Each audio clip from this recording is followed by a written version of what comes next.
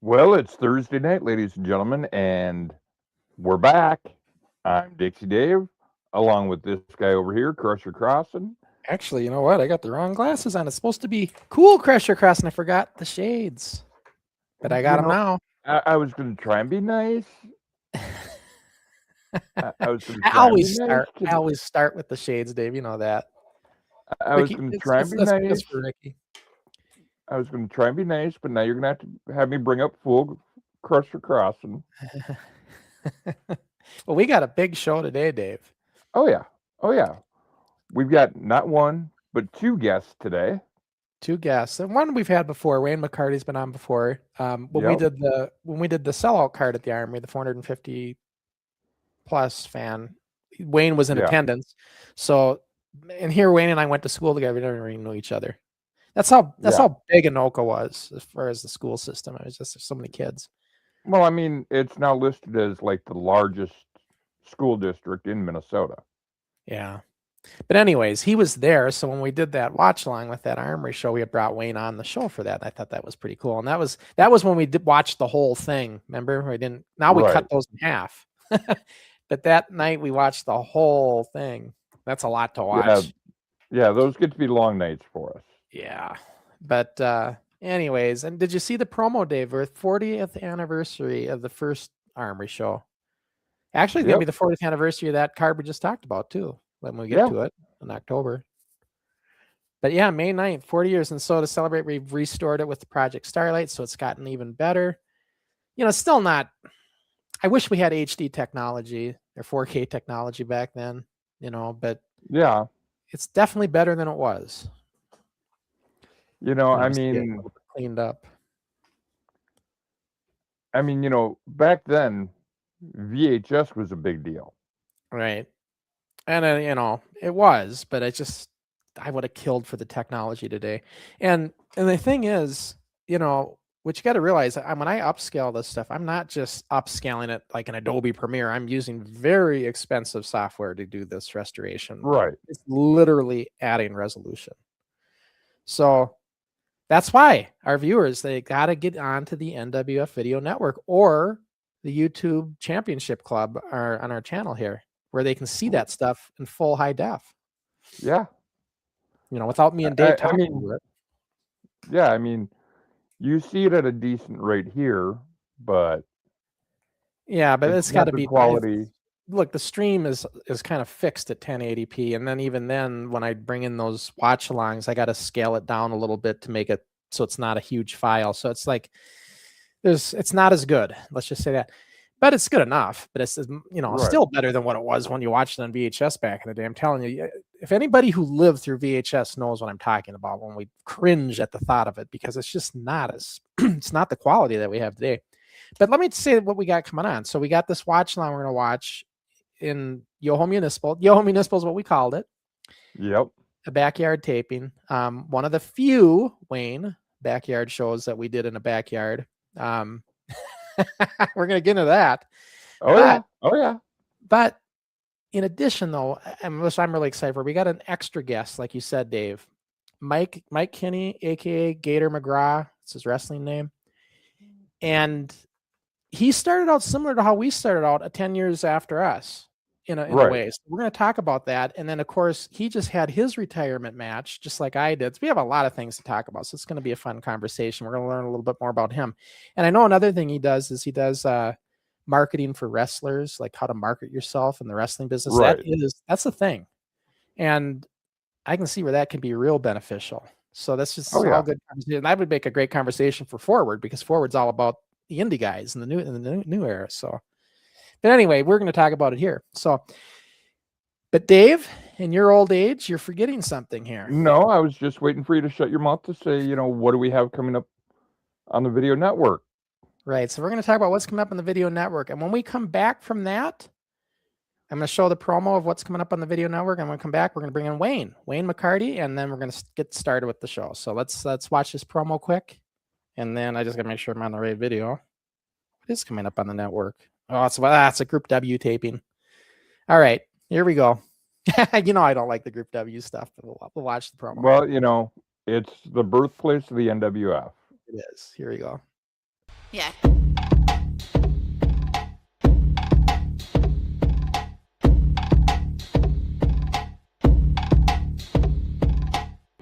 Man, who are you wrestling today?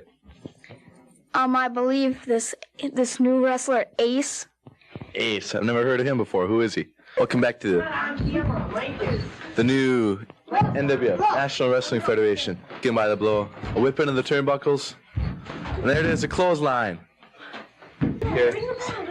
You submit. You submit. Submission by in the WF. We have Crusher Crossen going outside the ring now to attack the Peter Pan Peterson. I mean Crusher Crossen. It's Crusher Crossen right now, the recipient of a figure 4 leg lock, refusing to submit. Pretty good wrestler and oh wow. Hey, watch out there, Crusher. And Peterson, along with Ace. Ace. All right to be up on that ring. That's what. Versus Mike Jr. Like, where's our announcer, Rich?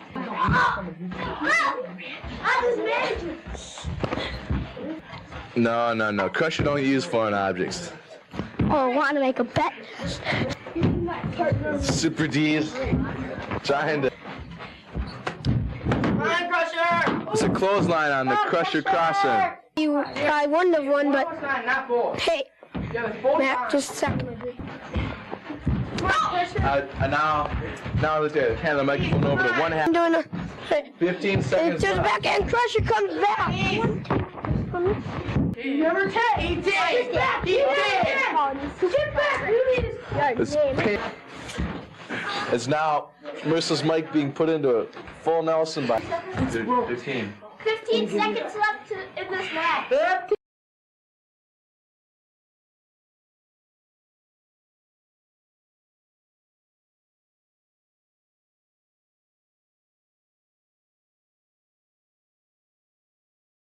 Well, I know our regulars love that stuff, but man, I'm telling you, it's like pulling teeth for me to watch it, Dave.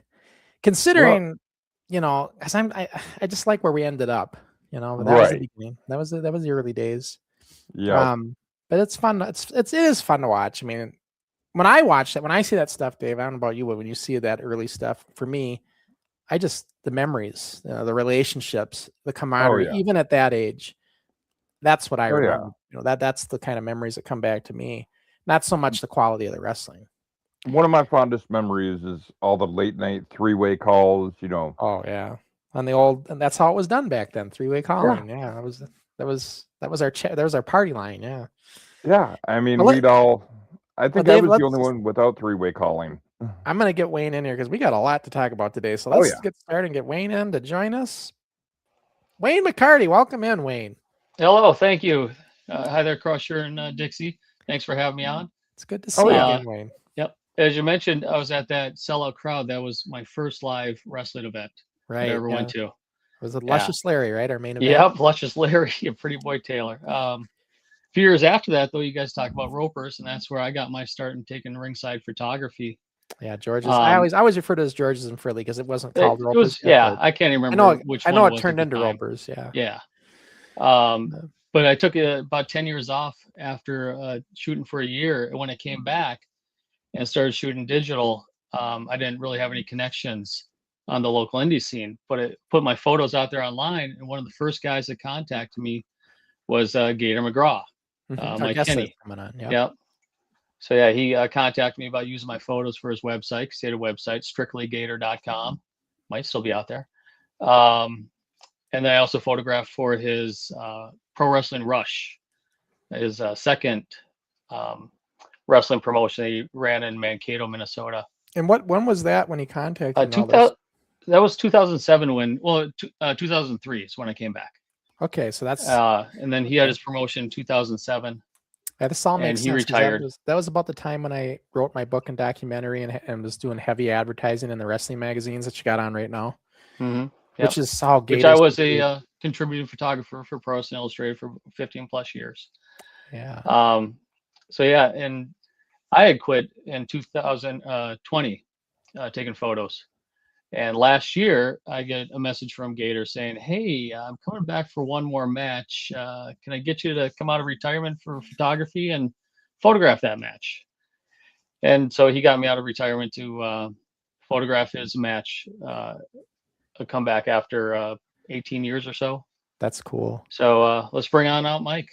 Let's get Mike in here. All right, welcome in, Mike. Or should I say Gator? Do you want to go by Gator or Mike? You can call me whatever you want. You can call me whatever you want. Because they always call me Crusher, you know, even though it's Sean is my name. But we rarely go by our actual names on here. Wayne can tell you that. I told Wayne too, you know, Wayne was a big fan back in the day, but he was too afraid to try to join the league or anything. I said, Wayne, you should have, man. We would have brought you right in back in those days. Oh, yeah. When I saw you on TV, I knew you were in one of my classes. I could have said something, but I just didn't think I could do it. See, in those days, that's how we got most of our guys, was just like friends of friends. It was very common that way. You know, there was a lot of them that way. Others would call, we had a hotline we'd put on the show on cable, and they would call that. But anyways, Mike, you know, we were talking a little bit before we went on air, and you said, you know, do you know the history of AWO, I believe? AWO, yeah. And I'm not familiar with it. So tell us the story of what AWO was. Now, just so everybody knows, the NWF existed in Minnesota from the mid 80s till about the late 80s. So fast forward. So I was born in 82. So fast forward to 1996, I'm doing backyard wrestling with my friends. We had just discovered ECW and knew that we could hit each other with stuff in the backyard and it was going to be cool, right? And so we just were doing that for a little bit. And then we got an opportunity by complete accident. Somebody knew somebody, whatever. And there was the county fair in Austin, Minnesota, where I'm from, had like a side stage, like a little tiny stage where they were looking for acts. And they were like, hey, do you guys want to do a wrestling thing? And so I was like, heck yeah, I do. And so we built, I don't even know if we built a ring that year. We did it 2 years in a row. The second year we built a fake ring, but the first year I needed more wrestlers because it was just me and my buddy. And I put up flyers all over my school trying to recruit guys. And I was a freshman and I was trying to recruit guys. And so a bunch of seniors decided they wanted to give it a shot. And anyway, we stuck together and a couple of us started training. And when I say training, it was like we'd show up for a day of camp in somebody's storage shed. That was an actual like TS Aggressor was the guy that had a school down in Iowa, and a couple of my buddies and I would go down there and we'd bring the knowledge back, and all the guys that kind of stayed on board with us, we would start teaching them stuff, and then we would rent armories and just kind of continue that cycle. And we did that from 97 until the final show was 2002. And at that time, there was a small handful of us decided that it was time to go get trained like full-blown school and be completely immersed in the independent pro wrestling scene at that point. And we never really called it backyard wrestling either. I don't know what you guys refer to it as, but we always called it underground. We, you know, as more because we had a ring, you know, we had a legit ring. We had, you know, we were renting buildings, people were buying tickets. So, but not all of us were like that old school, and I shouldn't say old school, but how everybody was getting trained at that time by going to a camp. We hadn't completely done that all the way. And not only that, Mike, but wrestling, at least I don't know how it was in the 90s, but in the 80s, it wasn't, Dave and I talk about this all the time, and Wayne knows I'm gonna say it wasn't polished like it is today as far as technique and perfection, and it has to be perfect, picture perfect. Wrestling, you know, in the 80s, old school was very sloppy sometimes, even in the big leagues. Hey man, if I was born 20 years earlier, I would have been a jobber on NWA TV. I'm telling you. Yeah, I mean, I have every bit of confidence in saying that. I mean, first of all, it was more simplistic, you know, move wise, and but more than that, it was just more of a rough and raw feel to it because you wanted people to think it was real. And so if it looked too cookie cutter, I remember Eddie Sharkey saying that looks too that's looks too choreographed. You know, if he didn't, you know, if something would happen sometimes he didn't like that look, and that was kind of the mentality of it. So they wanted it to feel real. So and they weren't worried. I mean, I remember the thing when I was training with Eddie Sharkey, the last thing his concern was our safety. You know, but he wanted, I know the guy. Yeah, he wanted to make it believable. Make it believable was his big thing. So it's like you just make it look like you're getting your ass kicked is what mentality. is what he had, Yeah, right? it was a weird time to break into the independent scene in the early 2000s, because we were kind of coming off that the wrestling business had evolved up to a certain point, and it was about to see a new evolution, especially with Ring of Honor getting introduced into the scene. It was changing everything about professional wrestling, where putting a bunch of spots together weren't something that was done even 5 years before that. Right. And so Ring of Honor was changing things. And I do remember some guys at that time, guys that had been on TV and had come back to the Minnesota circuit, who were pretty bitter. I remember specifically like Samoa Joe, like, oh, they're booking this guy now and he doesn't, and so it was kind of like you could see that evolution happening in real time. And it was a weird spot to be in, because I wanted to have one foot in each canoe, you know what I'm saying? So Right. I didn't know which way to go. So I was trying to learn and absorb as much as I could from everybody at that time. Well, it's interesting because you brought up the fact that you've seen us in the magazines. That's when I was doing my book and documentary. I was really pushing that stuff, and that would have been what you've seen. But at that time, that was the high point of the purists out there. That basically, if you weren't professional with a capital P, they frowned on it almost. So I got a lot of that from when I wrote my book and documentary. Yeah. But what I found though is, now that I've gotten in with indie guys these days, like the guys out in Northern Ireland and stuff that I've worked with, and Europe and everything, the indie guys and the indie fan base don't look at us the way some of these purist fans do. Right. Because even these purist fans will look at the indie guys and say, you guys aren't real wrestlers either. You got to, unless you're WWE, that's what they're looking at, See, I found there's these, like Dave and I have talked about this, we find these like two kind of fan bases. But that one that I talked about, that I dealt with when I wrote my book, and that you came across at that time, that is diminishing, that kind of crowd and that way of thinking. Nowadays, indie wrestling is much more prominent than it was. I think It's gotten a better reputation. But I would agree with you. I think that now, if I look at how everything was, even one of the guys that owned the wrestling camp that I started going to full time, it was really hard for me to like shake the stink of being an underground or backyard wrestler or whatever it was. And when I had a falling out with him, the last thing he called me to my face was a yarder. And that was like, you don't call somebody a yarder, right? I mean, that's the insult. And right. We still haven't talked to this day, but that's neither here nor there. But my point is that again, it was the wrestling business was changing so quickly, and the internet was catching fire. I mean, Wayne talked about my website, strictlygator.com, which is still a URL where you can go buy my micro brawler right now, everybody. Yeah. Strictlygator.com.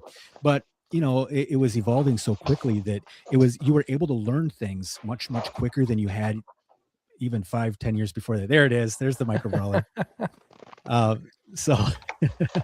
But yeah, I mean, I think that the wrestling fandom has changed. And I'll even tell you, the wrestling locker room, when I left it in 2007 and came back in 2025, it wasn't uncommon in 2007 to have a locker room with at least a 12-pack of beer somewhere floating around, right? Or Right. whatever else. There's all kinds of Right. goodies floating around. And all the guys, not all the guys, 3/4 of the guys for sure, though, were very concerned about the party scene, myself included, right? It was just like we were trying to live like rock stars on a shoe polisher's budget. And so it was kind of jarring to my system in a very, very good way when I started coming back in 2025. And it's different now. Like wrestlers can, so not only did I not see alcohol or any shenanigans like that in the locker rooms, but wrestlers can now openly be fans with each other. And that was a no. You weren't allowed to collect wrestling figures. You weren't, Right. I mean, Be a you were a mark. mark. Yep, Yeah. exactly. And so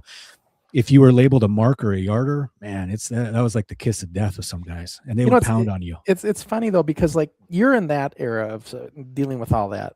In the 80s, it wasn't even thought of. Backyard, I've told Wayne this several times. Wayne and I get into this. Backyard wrestling was not even a terminology that existed. Yeah. So there was no comparison. So the fact that we were in a backyard a couple times, nobody questioned that. Eddie Sharkey never questioned that. What Eddie's seen with us is like, you guys are drawing 300 some fans at the Armory. We need to do a show together. I'm sure he did see that. That sounds like that sounds like Eddie some Sharkey. money. First thing out of his mouth when I met him. So, and I thought, God, he must really like us. But now that I look back, like, no, he liked the dollar sign. He likes the presidents. Yeah. Yeah. Yep. But that's fine because you know what? We did a show together then, and it was a great draw. I was in Champlin. But what I got from Eddie though was free training. Yeah. You know, I got to learn, and basically he evaluated us, and he said, "All right, you know," he goes, "You know, surprisingly, he goes, you guys are doing a lot of it right, but this is what you need to fix." And he corrected us on things. I remember the collar and elbow lockup was one of the first things he corrected us on.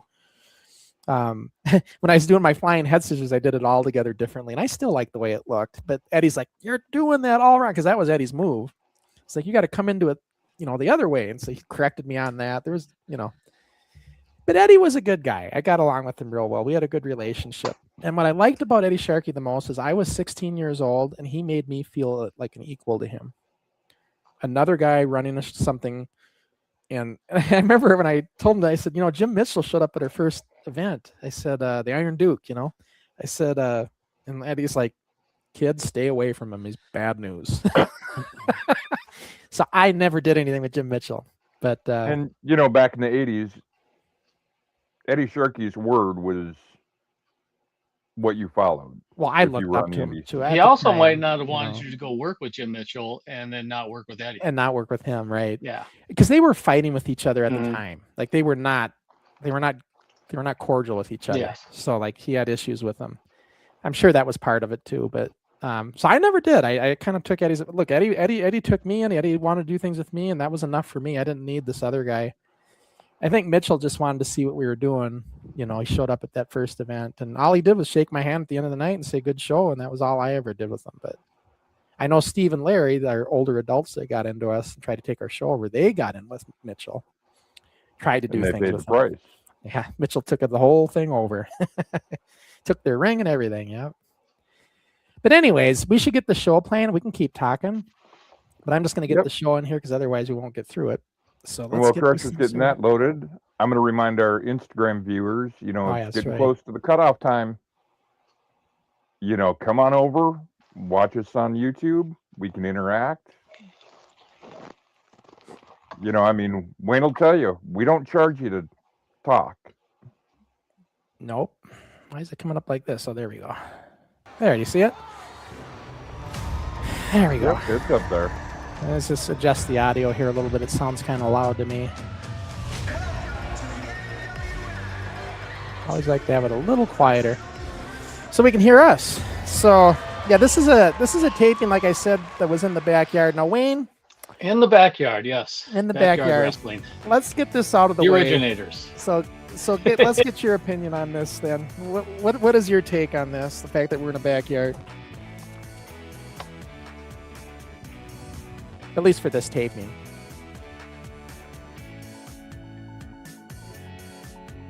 You there, Wayne? Oh yeah. Well, it's I think where the term came from. You guys are the originators of backyard wrestling. Well, And well, here's a funny story. You say from municipal or YoHo Municipal. YoHo Municipal. That was the street. And I so lived back on. when this was going on, I'd go for bike rides all around Anoka. Yeah. And then finally one day I'm in this area where I hadn't ridden around before, and I end up on YoHo Street. I'm like, what? There's a YoHo Street here? This must be where they recorded in the Yeah. backyard. Yeah, So I'd drive up and down YoHo It's Street. pronounced YoHo. YoHo, yeah. YoHo Street. Yeah. I wonder, is there going to be wrestling around here? So you Wayne, mean back in the day? I love you that did Wayne that? was such a big fan of this. That is awesome. I love that. I had to watch it by going to my friend's house because I didn't have cable back then. So. But a lot of the kids were fans, and not just for the. Sometimes they were fans just because they thought it was funny. But if you were a wrestling, what I found from the kids at school, if you were, because we were on cable, and that was our audience in the beginning. I found if you were a fan of wrestling, you thought it was cool. But if you weren't a wrestling fan, you're just dorks doing this wrestling show. Yep. That fake stuff. Coming up here, so we did our interviews in the cable studio, much like the AWA would. So we the blue curtain and everything, and we would do our formal interviews. This is the kind of thing I wish I would have spent more time on, as far as maybe Character development. Character development. Yeah, we could have done better here, but these two kids were extremely popular, though. They would get the biggest pop in these big crowds we do.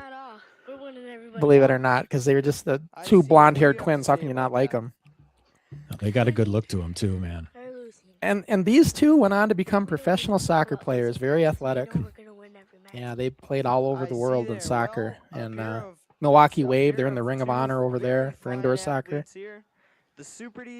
And I used to fight with them on soccer back in the day. I'm like, how come you guys can't make the show? Oh, we got a soccer practice. Soccer practice? Are you kidding me? Yeah. So what do you have to say about your I guess it turned out good for him. And didn't one of them actually just come back to Minnesota a few months ago? And yeah, because they got inducted into the Anoka High School Hall of Fame for their soccer, obviously.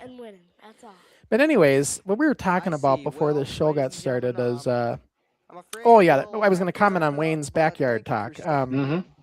So when you say the originators of backyard, that's where I kind of draw the line, because I don't think anybody seen us in the 80s and said, hey, that's a good idea. Let's do backyard wrestling.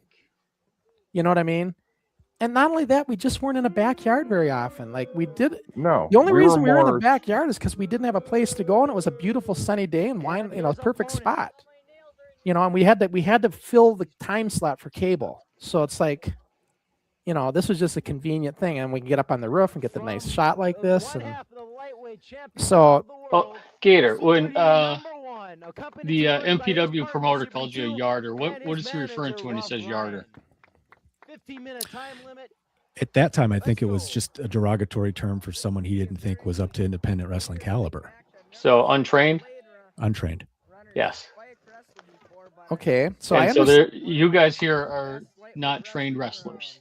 Right. Well, technically, which is the definition though, I was getting of trained by, wrestling. just like Mike, though, I was getting trained by Eddie Sharkey. Not yet. Not here at this time.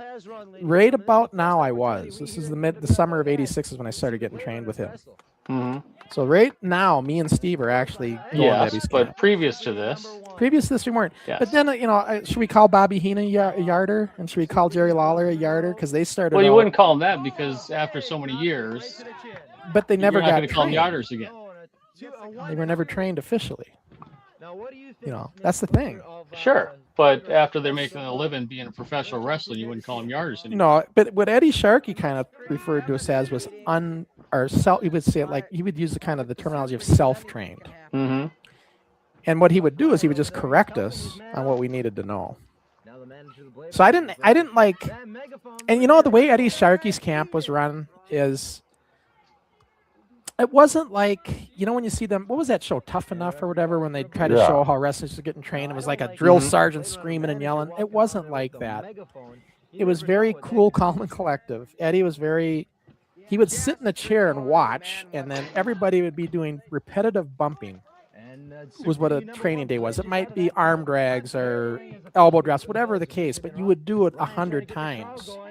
And Eddie would watch, and he would just critique it, like, "Yeah, you got to do this, or brick your elbow up more next time." And he would just kind of coach from a side.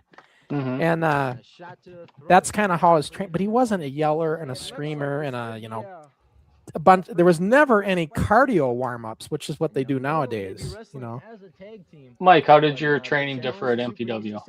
Well, Eddie was there when I got there, and so I got to learn firsthand. It sounds like he was very much the same way with me. The difference is that he would hold up a newspaper and not watch us, and then he'd be like, that sounded terrible, do it again. And he'd never really watch. But luckily, he was always with Sheik Adnan. So Adnan actually did more of the hands-on training with me specifically. There were two other guys that owned it, but they were like the guest trainers because it was Sheriff Johnny Emerald and Shifty.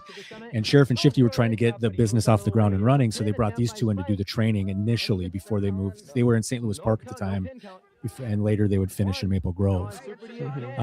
But yeah, Eddie and Sheik were the first two guys that I went to a dedicated camp to train with. In fact, I can think I'm one of the few that got Eddie out of his chair. He a lot of times would just sit in that chair, right? Yep. But when he seen the head scissors thing that I was telling you about, he actually got up in the. At that time we had a ring, and he got up in the ring, and wanted to make sure I understood how that should be. But you didn't see Eddie do that a whole lot. He would mainly sit on the side, and. But what I learned from Eddie, though, equally as much as the wrestling, was the psychology and of the business and the because me and him were both promoting at different things. He was promoting his stuff, I was promoting my stuff. So I kept telling him, Eddie, you got to get on cable, man. You got to get your stuff on cable TV, because that was a big thing then at that time. Yep.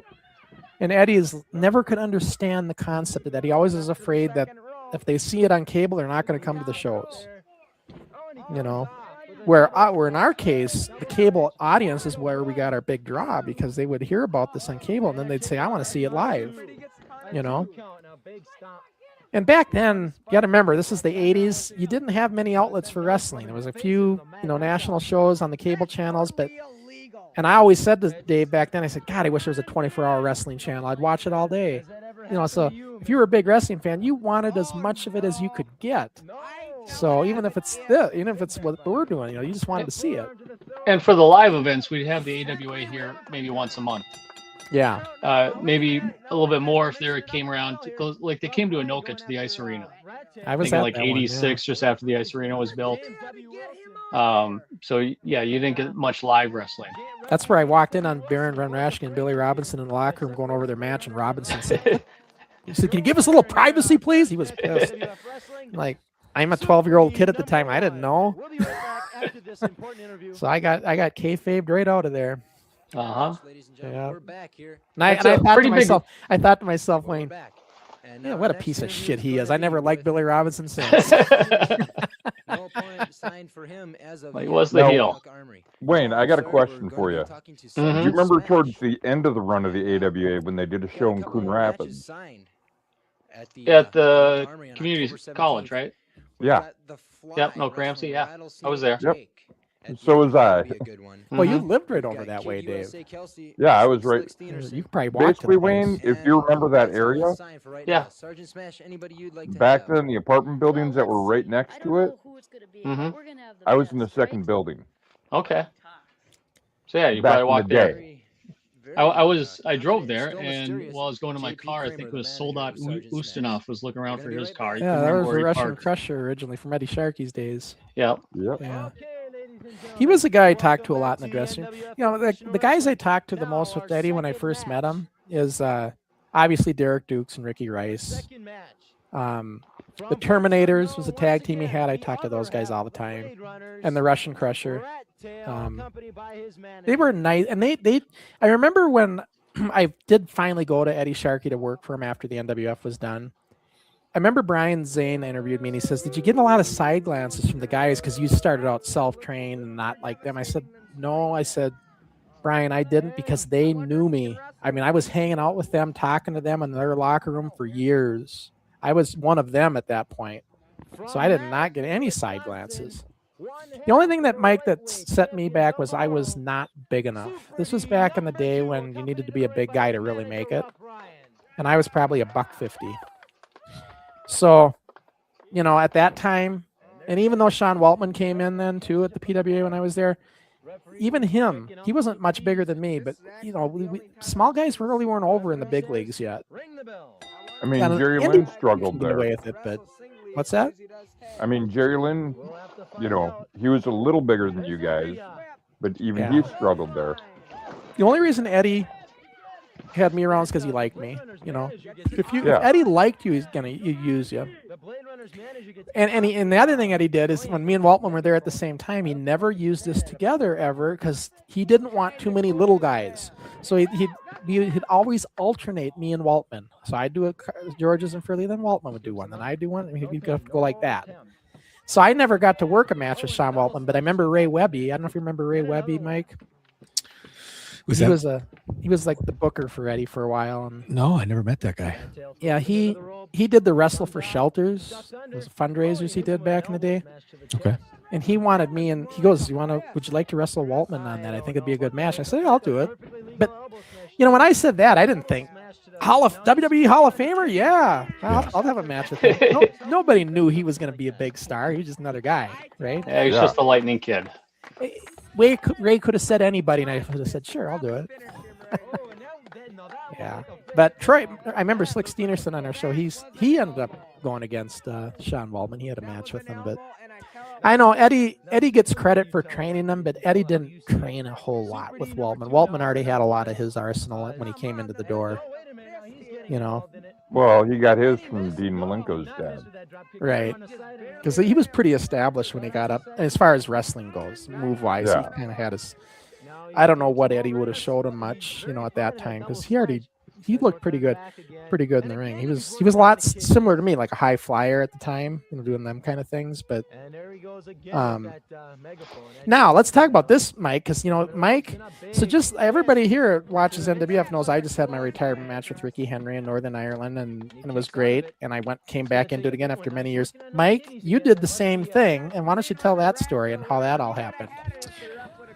Yeah, it was kind of when I left wrestling in 2007, I had told myself I am going to be done. Like, I don't want to be one of these guys that comes back and leaves. And plus that initial retirement match that I had, my life was about to change. I had, you know, with my family and everything, we were having a baby. And that night I got to wrestle one of my very, very good friends in my last match. And you know, like hoisted up on the guy's shoulders and waving the hat in the air. And I got to say goodbye. What I didn't, and I struggled after that, you know, after 2007, trying to figure out, like, what am I going to do now? Because I didn't have a plan B when it came to what I was going to do for a living. I kind of completely bet on myself to be a wrestler. And I think that last year that I was in, when I knew it wasn't going to happen, you could kind of see the changes in me. I'd gone from wearing like bright colors down to wearing just black and hiding my face. And I was putting a lot of weight on, and it was just really, you know, I was drinking a lot, and the whole thing was really, really hard on me. And so, you know, you fast forward to 2000 and let's call it 2004. I always knew that I left wrestling, but it really wasn't like up to me. I didn't get to, it wasn't on my own terms, you know? And so I got invited to a independent show at the end of 2004 or 2024. A friend of mine asked me to come in and help give out raffle prizes during intermission, and they'll introduce me as Cowboy Gator Magraw, and it'll be a whole thing. And I said, man, I've been gone a long time. Nobody knows who I am or cares. And that's okay. Like, it's just the changes with time. And he's like, oh no, we'll put it over. It'll be fine. And I was just like, I just didn't want to do it. But I showed up to, you know, help my buddy out. And I was curious as to how the wrestling business had changed in, you know, 17, 18 years. And so I did my thing. Nobody knew who I was, which is fine. And that was it. And I got to like check out the show and everything. But after I left there, I got to thinking, like, what if I just came back one more time? Like, what would that have to look like? Because now I've got, you know, like my daughter, my wife was pregnant with my daughter, literally standing in the ring with me during my final match in 2007. And now she's about to graduate from high school here in a few weeks. So my kids had never seen me wrestle. I've got twin boys who were 14, and there's just all these things. And I was like, I feel great. I've lost a lot of weight. I've been sober for a decade, and like all these great things are happening. And I thought, I wonder if I could just do it one more time, and what would that look like? And a guy that I used to wrestle for quite a bit runs a really big show in the Twin Cities once a year. It's for MAW, and they run their Grand Slam show, which is, in my opinion, in terms of size and strength of the card, it's like Minnesota's WrestleMania almost, just based on how it is. And so I was like, well, if I come back, it's got to be at a place like that, so, you know, in front of a huge crowd. And I just came up with this long-term angle to build my way back, because it couldn't just be like, oh, here's this guy that nobody remembers and is all of a sudden in a match. Like, we built almost, I don't know, what was it, like 7 or 8 month angle where I kept coming back to shows and getting involved or not getting involved. But we really built it for quite a while. And then it, you know, it was cool. It all came to fruition November 1st. And I had a blast. It was awesome. Now, did you, because what I did when I came back is I haven't done it for like 35 years at the time, and I need to brush up. So I got with the Indie Fed here in town, and I did about 2 months worth of training just because I wanted to get rid of the ring rust, right? Yeah. Did you do anything like that? I did. So when I first figured out that I was coming back, I thought I got to drop a bunch of weight, and I dropped 20 pounds like within a couple of months, and I just kept doing that. And I knew like how I wanted to look, and I was working with somebody who does some really cool costume designs, and we were trying to come up with this cool idea. And as the we started the angle March of 2025, and we kind of worked it almost every single month, either on social media or at live events. And as the summer approached, I thought, man, I do need to get back in the ring because I haven't been in there forever, and there's going to be some ring rust. But I knew it was going to be like a no DQ match, so we could get away with being a little bit sloppier, not having to worry about like nailing spots. And but I didn't care. I wanted to just like get my timing back. I wanted to feel like one of the boys again, really, and I needed to get in that mindset. And so I worked out at Ken Anderson School a little bit. I about a month before my match, almost to the day, I was at a independent show in the Twin Cities, kind of doing my thing and promoting my return match. And a friend of mine that I wrestled with like 20 years ago called me up, and he's like, hey, I live really close to that venue. I could come in and maybe we can work out for an hour or so before the show starts and just work some of that ring rust off. And I was like, yeah, let's do that. So he came in, and it was no fault of his. He's still wrestling to this day. He goes by Officer Rob Justice now, but he wrestled as Josiah back in the day, and I trust him. I know he's going to take care of me. So he and I got in the ring in just shorts and t-shirts and bumped around for a little bit, but I don't know how it happened. I think I was overexcited, and I just like overexerted myself in some of the stuff, and I broke my ribs during our training, 1 month before. Went to the doctor, got the x-rays, the whole thing. It was kind of a bad deal. And so yeah, but after the ribs thing happened, I just stayed out of the ring. I was like, okay, it is what it is at this point. I felt like I worked out enough to get my timing back from if I was bouncing off the ropes and that kind of stuff. Yeah. So I was pretty confident it was still going to be okay, even though I was kind of going into that last match with the rib issue. Yeah, because you were supposed to do a contract signing where something was supposed to happen, right? Yeah, and I broke my ribs the night before, and or the weekend before. No, I think it was the weekend before. And then I suppose you're thinking, it's probably you're going through your head is like, will I even be able to do the match? I mean, well, your head. The truth of it is that the way my ribs broke, the rib broke toward my lung, and the doctor was like, you can't do this match. And I said, look, it's not a matter of if I'm going to do this match. I just need to know how okay am I going to be. And he's like, I don't know, dude, like just figure it out. So a week after I broke my ribs, the guy that I was wrestling and I were supposed to do a contract signing in the ring, and one of us was supposed to go through the table, and it was going to be me, right? Kind of the last time we saw each other face to face before the big fight. And so I was going to take a bump through the table, and I told him, I said, dude, I can't do it.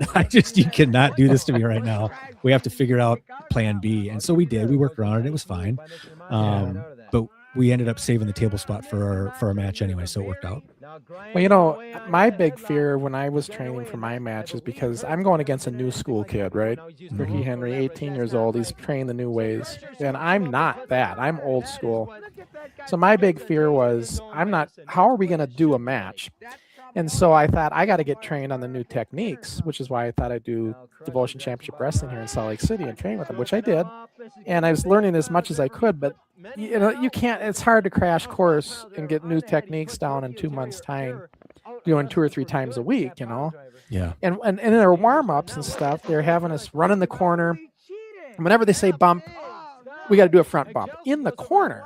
Okay, the worst spot to be bumping, especially like that. So I kept doing it, and our particular set went 8 minutes doing this stuff, running in spot, bump, running in spot. I must have did 30 front bumps.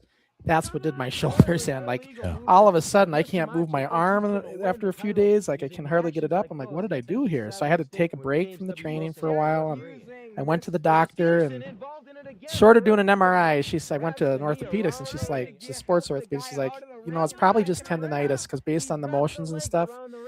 I said, well, I got a match to do here in a couple months. I mean, she's like, well, just take it easy at that point.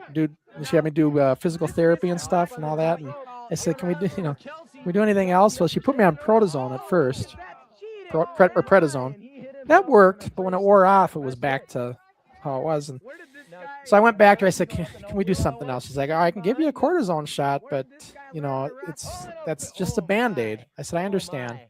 So she gave me the cortisone shot and at least got me through.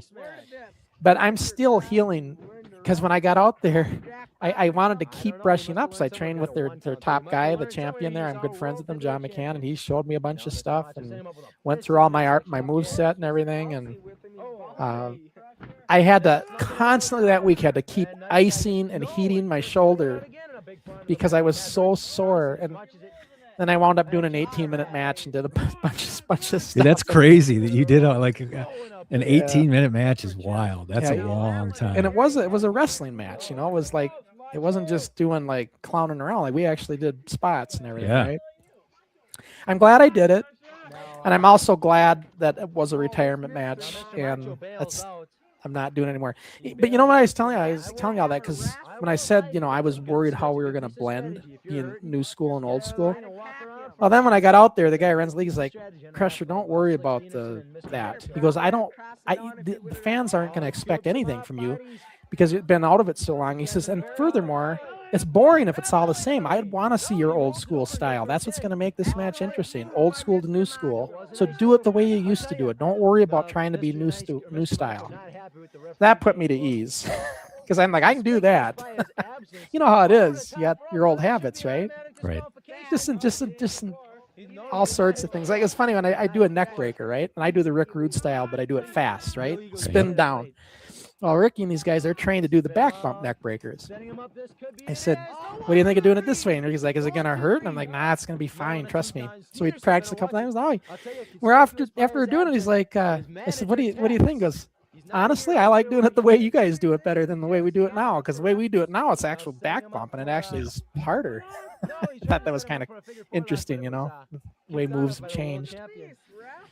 But no, I did a lot of old school stuff like back body drops, things you don't see a whole lot anymore. Yeah. You know, and it went over pretty good. How did your retirement match go over with the fans? It was kind of strange because there was a pop when I came out, which was relieving, to say the least.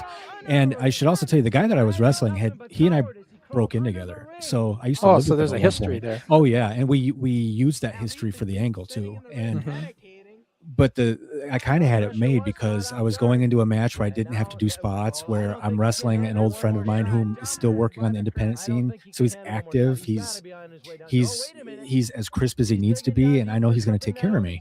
And if I get too stiff on him, he's not going to whine and cry about it, or I don't have to worry too much about feeling bad about it. So, you know, he hit the ring, and then I came out after, and the fan reaction was great before and after. I think that they were into it as much as they could be.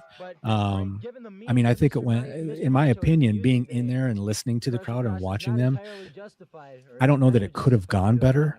And so, but the only problem I had with it, and maybe you had the same issue going back to your match, is that I got out to the ring and I was having so much fun. Like my entrance traditionally was kind of long. I would sing my entrance song, and I wanted to still do that, and I wanted to go out into the stands and, you know, hug on my family and do the whole thing, right?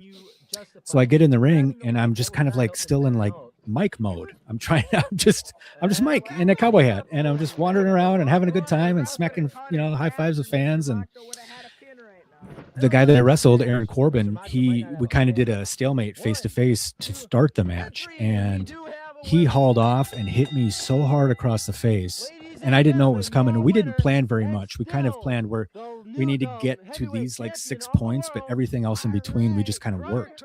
Right. And he hit me so hard, and then I realized why he did it, and I just kind of stood in it and I laughed. Like you can see me, I'm laughing because I realized why he did it. And I looked back up at him, and Aaron told me later when we got to the locker room, I said, man, why'd you hit me? And he's like, because when you came out there, I didn't see Gator. I saw Mike. And he goes, when you started laughing and then looked back at me, I saw Gator. And so it kind of took me that kind of like violent conflict to kind of shake that character back out of me for just a few minutes, you know. But see, you had the chemistry with him before. You've known each other, so he knew what to do there to make that happen. He did, yeah. So that's what's cool about. That's the thing about having chemistry with somebody, that you know each other enough to know how to do those kind of things. Yeah. Is that something? Did you have that issue when you were coming back? Did you have a trouble with the mindset of it?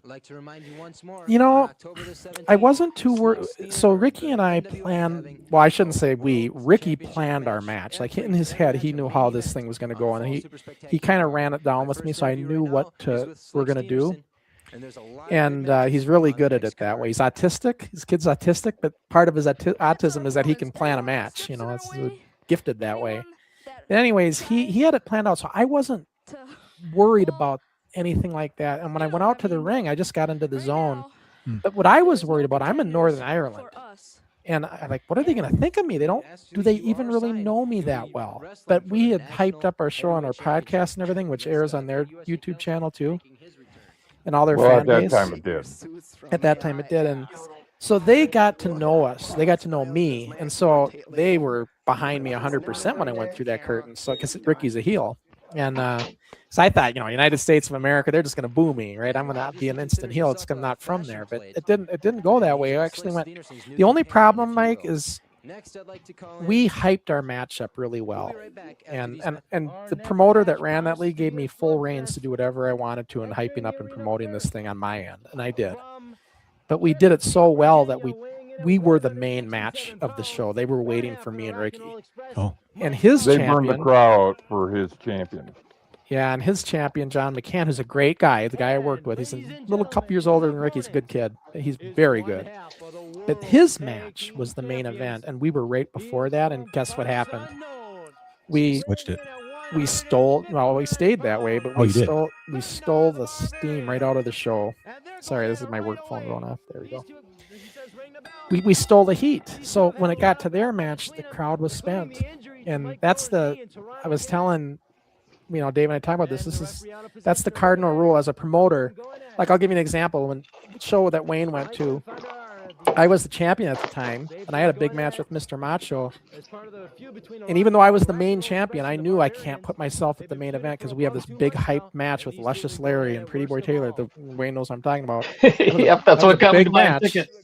Yeah, and I said, if I can't, that's got to be the main event, because even though I'm the champion. So what I was saying is, you don't always put the championship match at the end. So the promoter there made that mistake, and he should have had us flip-flop the other way around. But is what it is, And I went to dinner with John that night, after the show, and John was like, God, it just felt wrong. It was a good match, but it just, he could tell, I could feel it. And I said, John, I'm sorry about it. There's nothing we could do. It's just the way we were placed. He's like, no, I understand. He goes, and even John says, you guys were the match of the night. There's no doubt about it. Not for the quality, because John's match was a technical showcase, right? But because of the story we had a hell of a story going into that one. And this kind of sounds like you guys did too, because you had a history. Yeah, we did. And we, like I said, we played it up everywhere. I mean, Aaron was promoting it on shows that weren't affiliated whatsoever with the MAW group. And I was kind of doing the same and running around a couple of other indies, and we were talking bad about each other on the internet and doing all these things, just trying to stay relevant during that time so that people cared. But, the whole reason I did a retirement match, Mike, the way it came up with me is I went out there to Northern Ireland, I think 6 months earlier, to bring our NWF title out of retirement and bring it into the new era of wrestling. And that's where Ricky, this kid I wrestled, got the belt. He went against another young guy over there, and they had the inaugural 40th anniversary championship match. And they had me guest ref it to come out there. And it was great. It was voted the match of the year for their promotion last year. And then when I was there, I was training with them, on their training nights, and they seen I could do stuff still. And the promoter's like, you got to come back and work a match. So that's what got me the wrestling bug, Yeah. If I had not gotten in the ring and threw a drop kick and whatever else I did, I probably would have not done a retirement match. Yeah. Yeah. Mine, what I was working on before I got the idea was I've spoken on large platforms before, and I wanted to get back out and start making some money as a speaker. Mm-hmm. And I have a friend she's a professional marketer, and we just kind of sat down and were like, what would be cool for me to be able to do? And so we started talking about my kind of life's journey and how things after wrestling were so much different for me. And she's like, what if you just came back and did a one-time return match? And I kind of went, no, I'm not doing that. And that's crazy. And then 1 month later, I go and I do that guest spot as a raffle guy, and I got the bug again. Right. So I was just like, dang it. I stayed away for so long. Well, like Dave says, we're never out of this until we're 6 feet under, Yep. There's a part of us that'll always still be there, even though I don't know about you, Mike, but it's hard for me to watch wrestling these days, the new stuff. I'm such a fan of old school. that, you know, it's really tough for me to watch it nowadays, but I do see it here and there. I do still, but not like I used to, you know. Yeah. And I thought I was out of it, and then Gator brought me back in. And then I listened to your review on your podcast with Randy talking about the match, and you said something about me at ringside. Yeah. Do you remember what that was? I do. It made me feel like I was home. Like it brought me peace and comfort. Like for me to be able to look around and see familiar faces, it helped calm me down so much. And were you nervous, Mike? Oh my God. Like, I was nervous for so many reasons. And to like having Wayne there, and he kind of leans down on the apron and I can see him underneath the bottom rope, and Wayne was ringside for so many of my matches. I just wanted to have like a navigation system. Okay, there's Wayne. Like it just made me feel so much comfortable to have you there. And that was nice to hear. Yeah. It sounds like it helped you with your ring presence. Yeah, because you know, it's kind of funny. Like not a lot of the guys know how to like work cameras of any kind. Like they're not paying attention where the hard cam is or where anybody's taking photos. And so, there's a couple of shots that Wayne got of that match with me and Aaron at my last match where we leaned in and posed for some of those, and they're like action shots, and we knew he was right there, but we'd done it with Wayne so often and we knew how to do it, and we waited, we knew he got the shot, and then away we went. And that's a lost art for both the photographer and the talent, you know, because they don't learn that otherwise. And so I was always very grateful to have that opportunity with Wayne specifically. Well, you're lucky, because I said, Wayne, I said I would like a photographer out there in Northern Ireland too, but Wayne just couldn't make it out to Northern Ireland. But luckily enough, they have a crew out there called Lucha Cats, and we did a pre-build-up as a podcast in Belfast, Northern Ireland, a week before. I was there for that too, and they had the photographer crew for that too. So and their photographer crew, they have 2 people that just take pictures for every match, and they just go around the ring and take pictures. So I got tons of stills from that crew for everybody. Like everybody got them, right? So that was cool. We were fortunate. We didn't have Wayne, but we had the next best thing. We had the photographer crew. So, but yeah, the show is we're about halfway through this show so far. So, Sean, how big is that ring that you have there in the backyard? That's That a looks 20. huge. That's a 20-footer. Yeah, it's the story of how we got that ring was pretty interesting. I'm gonna ask Mike how he got his first one, but the way that was our first real professional wrestling ring. And the way we got it was we did our first that show we seen in the promo leading up to the show today, that 40th anniversary on May 9th.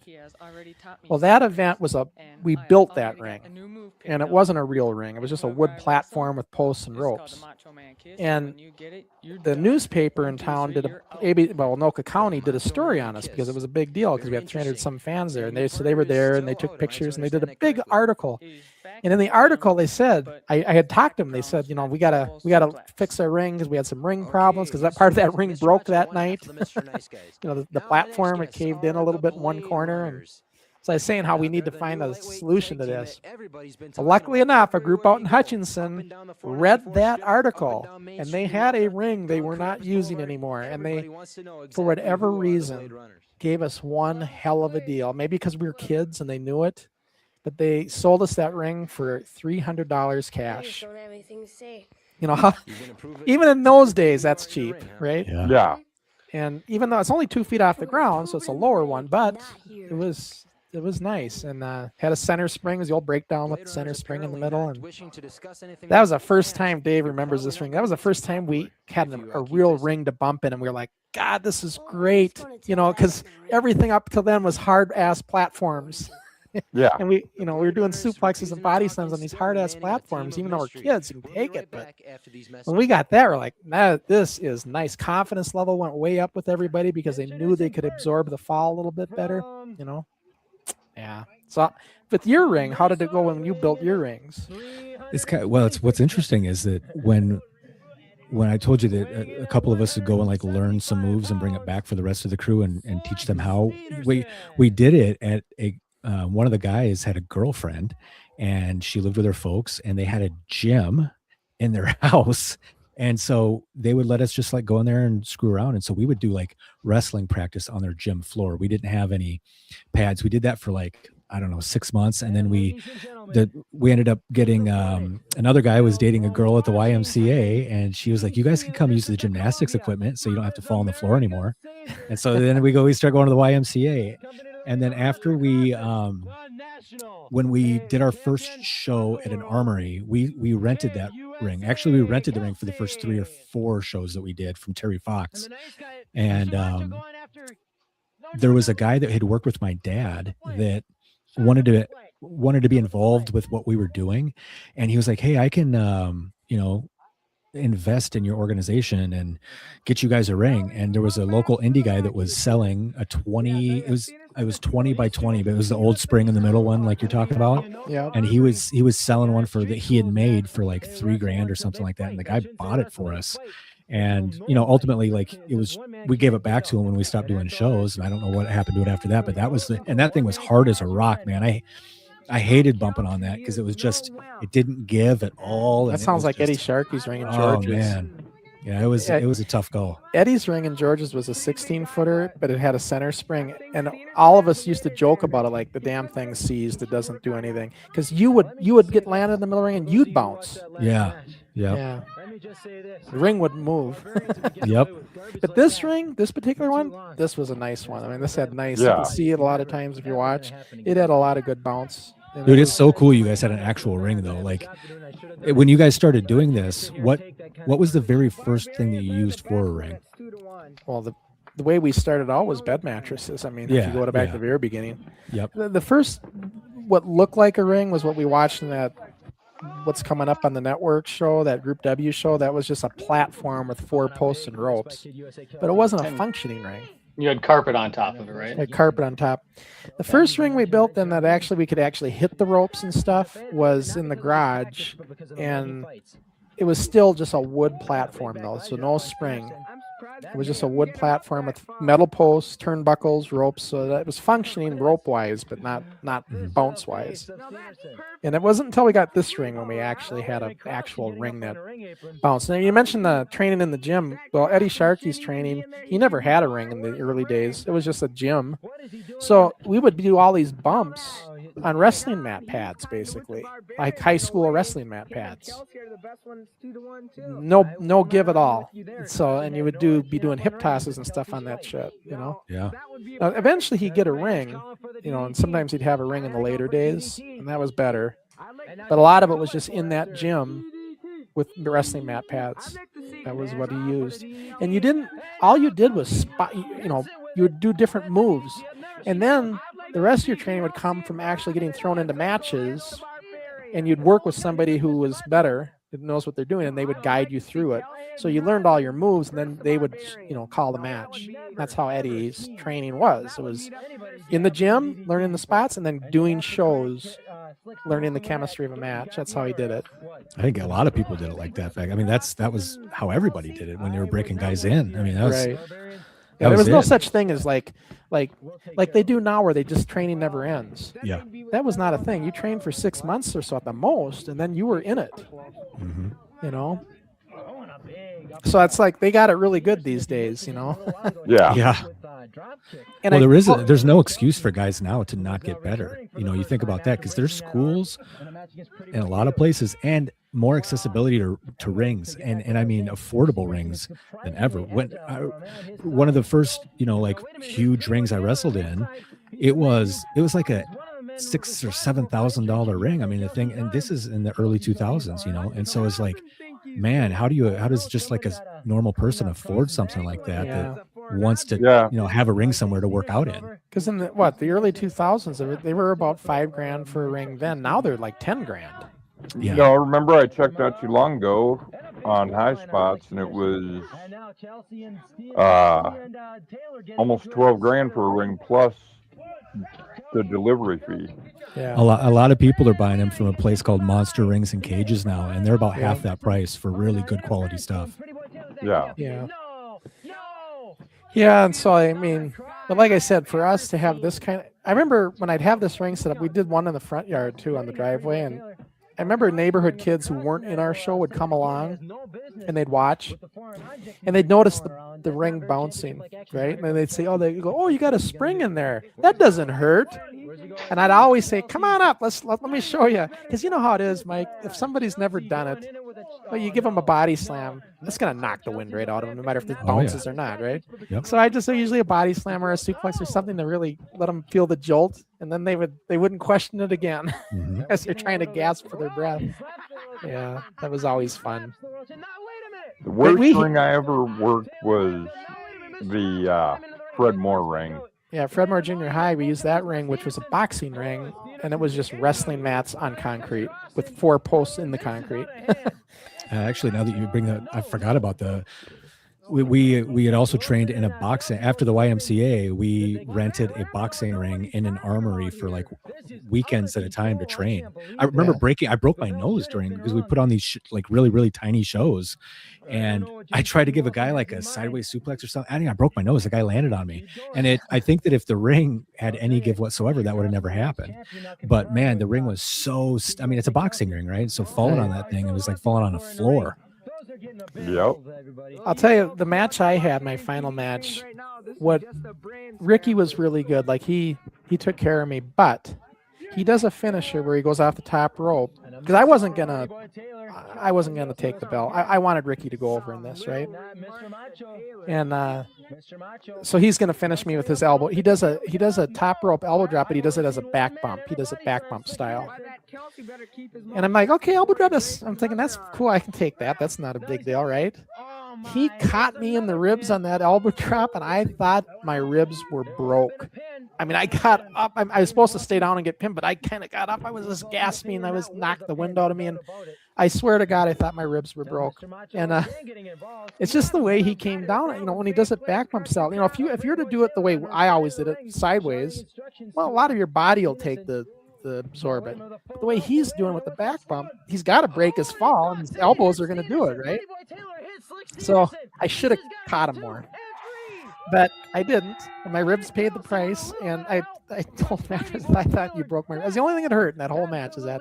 And you get up and you punch him in the mouth, and then they'll never do it again. Yeah. But he did a lot of other things that looked like they he did this karate kid style kick where he kicks me in the head, and people are like, didn't that hurt? And I'm like, he didn't touch me. You know, he made everything else look really good, but man, that elbow drop. Did you have anything happen in your match that was like that? Man, you felt that. You're talking about the final one I just did last fall? Final one, yeah. No, my adrenaline was going so hard. I didn't feel much. We had a couple of, we had some weapons and stuff in the ring, and honestly, the thing that really hurt was we had planned a spot where we were going to do a neck breaker where we flat back it.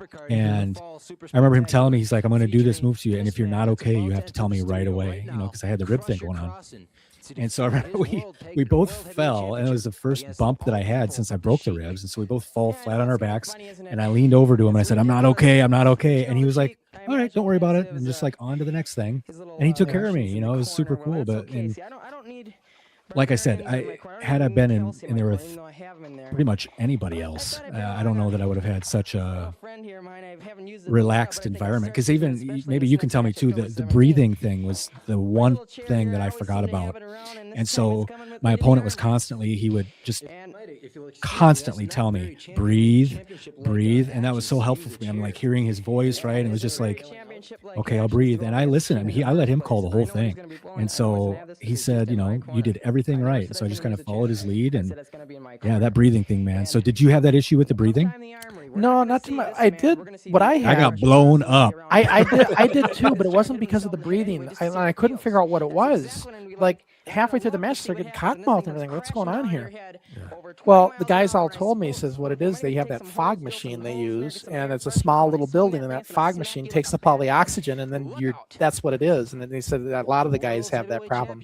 They're used to it, but I wasn't used to it. So yeah, the fog machine. But no, the other thing that happened was in that match is we had a spot where I was supposed to back body drop Ricky after something, and then I messed it up. I forgot. And he come in for the back body drop, and I wasn't ready, so I just bear hugged him, right?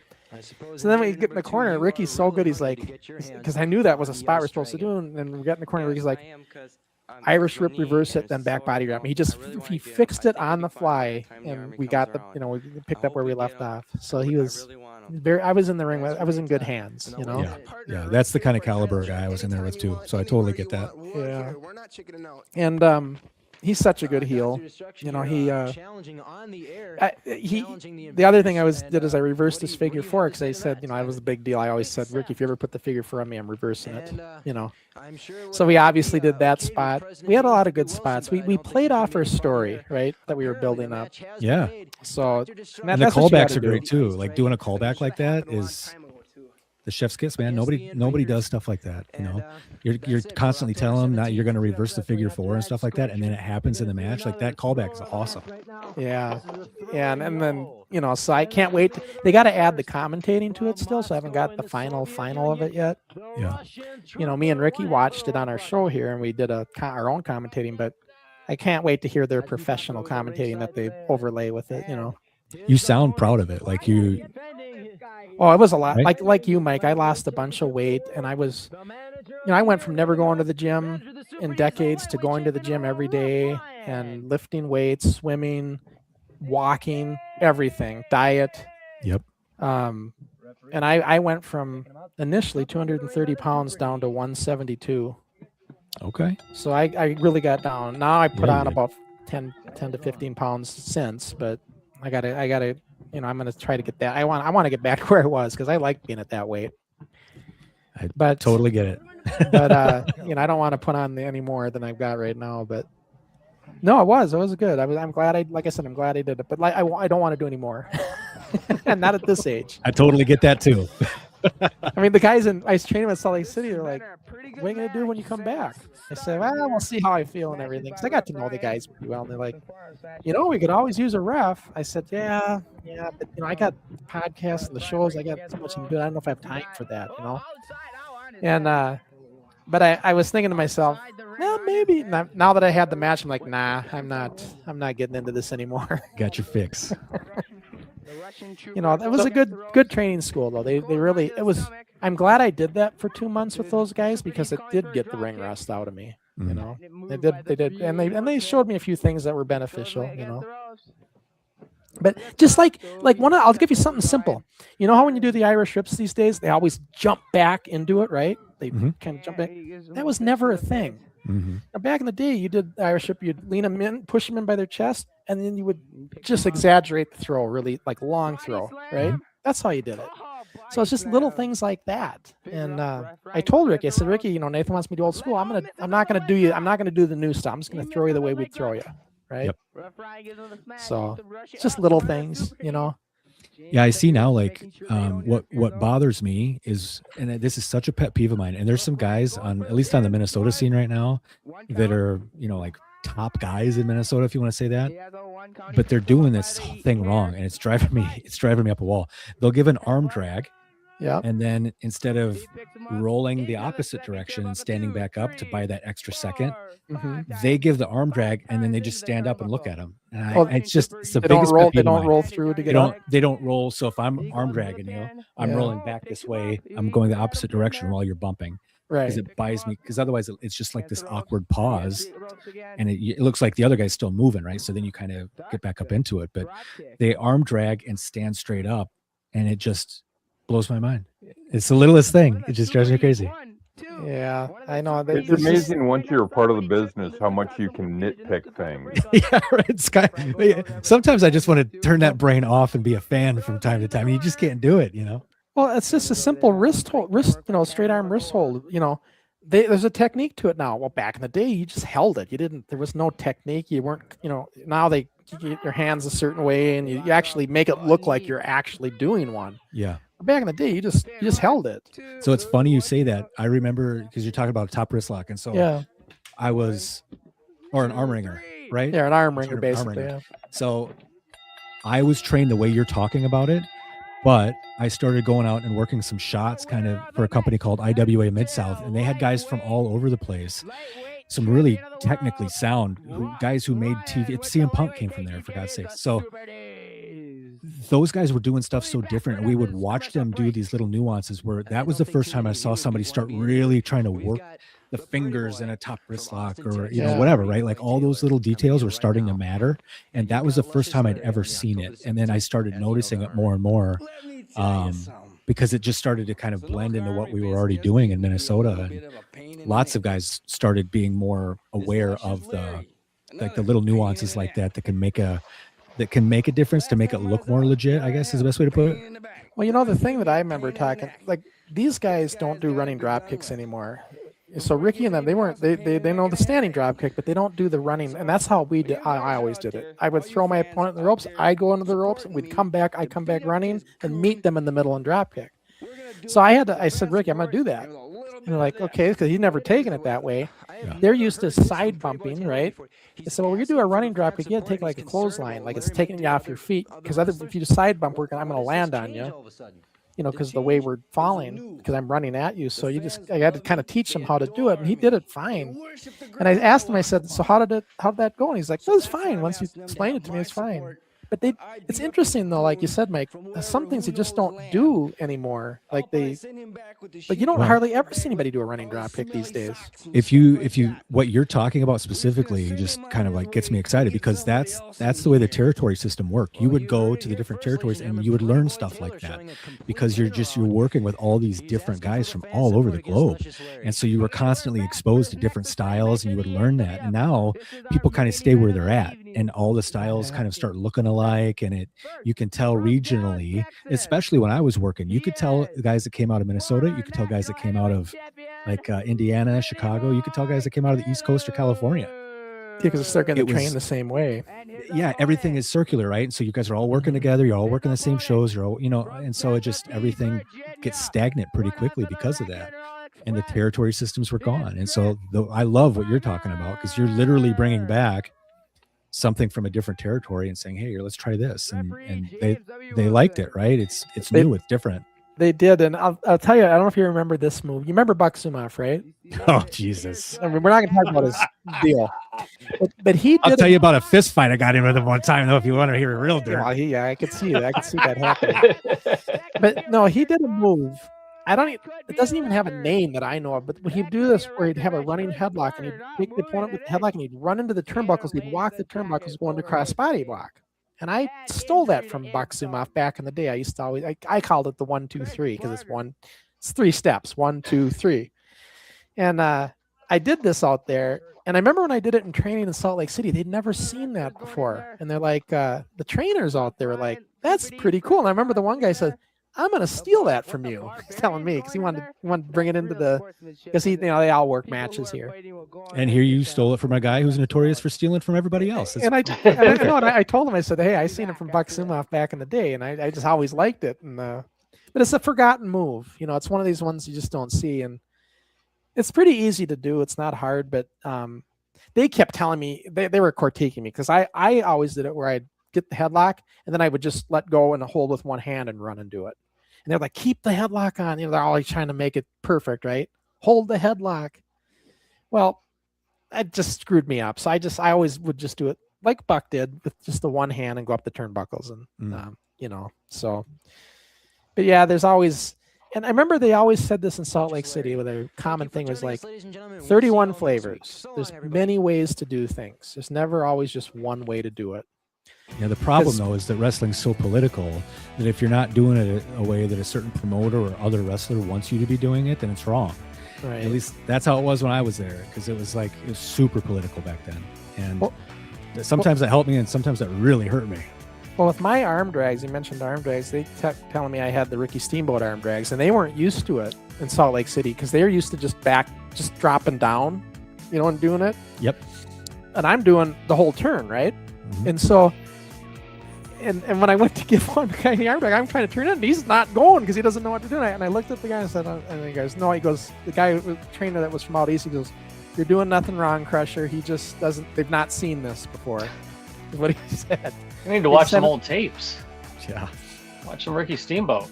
Yeah, the Ricky Steamboat style arm drags. Yeah. That's what they called it anyway. It's the way he did it. He just get real, he'd turn into it, And that's how I would do them. And, you know, like I said, that's the kind of thing though, Mike, like when you go back into it after 30 some years, all these, my mentality, it's like how you got learned to ride a bike. You're going to remember how you learned to ride it. You're not going to know all these new modern twists. And so that's why they'd always say 31 flavors, there's many ways to do things. And, you know, you just have to be, and they told me, we're going to show you how we do it, but don't change what you're doing. Just add it to your arsenal. You know, so you have two ways to do it in that case, right? But now, Sean, in an interview we saw here on the show we're watching, you came out with the belt on. I recently saw a photo from Mike where he was digging into storage boxes looking for his old title belt. So, Mike, you want to talk about how you had that belt made, or is it right there? It happens to be sitting right here, guys. So I got my belt too. When we started doing shows, we thought, well, we need to have at least one championship belt. And there was like a, they call it the Rendezvous, but it's like almost like a Renaissance festival. And they were advertising it in this mall that I worked in. And so they had all these people coming in with like huge slabs of leather. And so I bought one, and then I took it to like my shop class in high school. And I bought some sheet metal from like a lumber supply shop. And my shop teacher helped me kind of I drew it on here, and then he cut it for me. And I cut the leather and kind of tooled the leather on my own and put snaps on it and everything, man, and hand painted. So that's the original? This is the original right here. Wow. So that looks pretty good. Yeah, right. It still kind of holds up a little bit. Not bad. Yeah. But I knew it was in there, and I thought it'd be cool to. I was looking for a couple of other things, to be honest with you, but I knew this was in there, and so I wanted to get it out and just kind of just look at it again, because it's kind of that. I'm in that phase of my life, I guess, where I can look back fondly on some of that stuff. But yeah, I made it in high school, man, with me and my shop teacher. Yeah, see, we made ours. I mean, Steve Angstrom made our really nice ones in the beginning, and but at the time they were like, you couldn't get belts anywhere. So it's it's before the replica belts were all coming out. So they were back in the 2000s. All the indie promotions would use replica belts for their championship belt. Right. So you'd have their champion being, holding the WCW US title or something like that. So it was.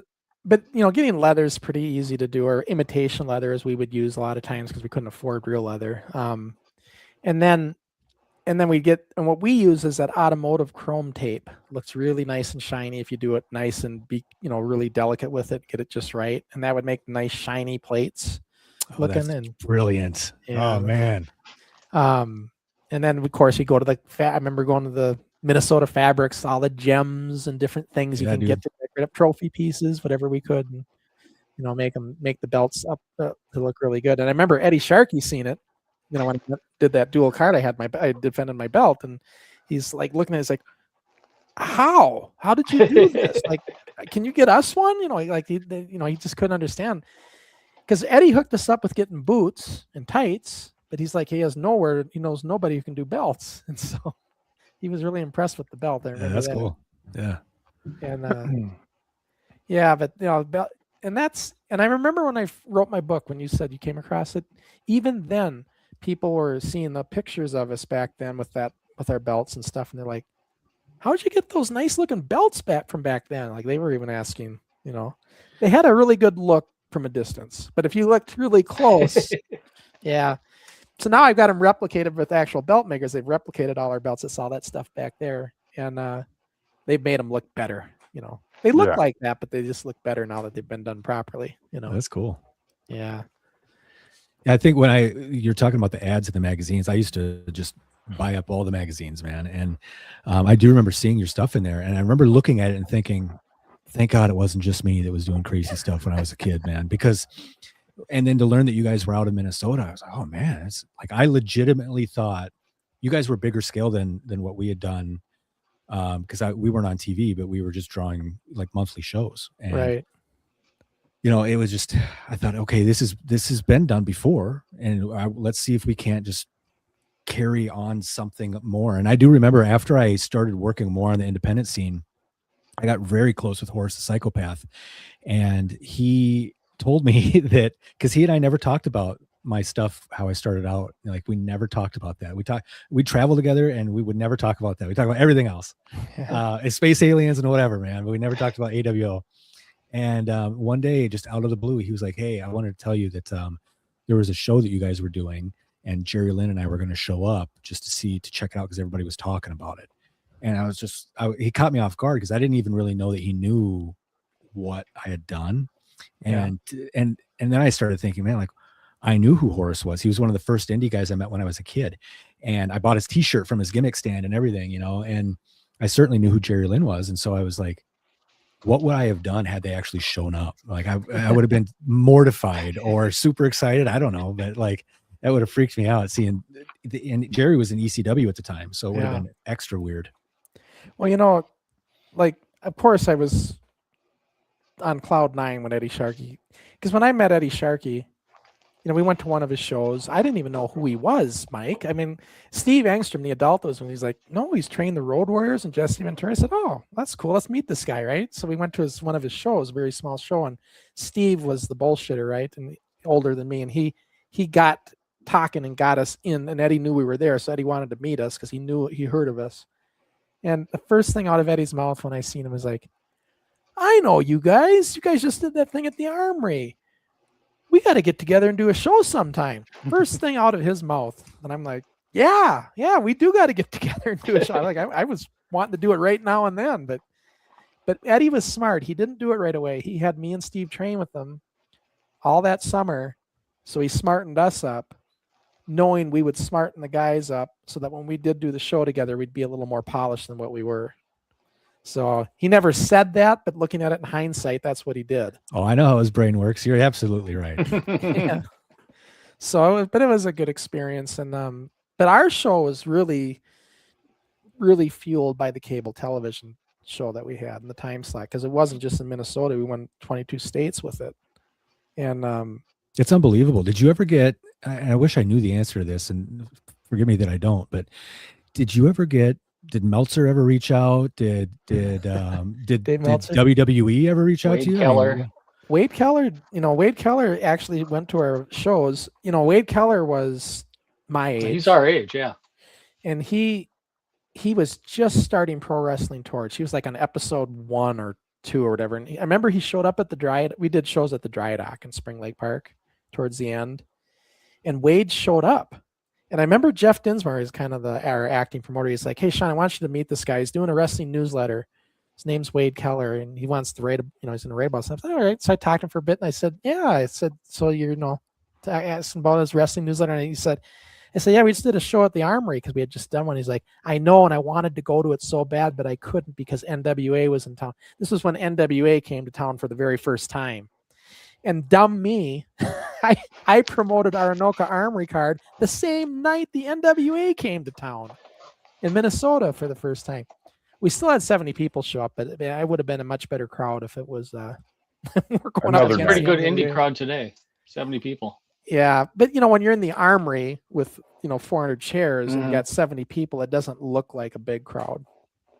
But yeah, so Wade Keller was one. Now Dave Meltzer, he did write about me, but it was with the PWA.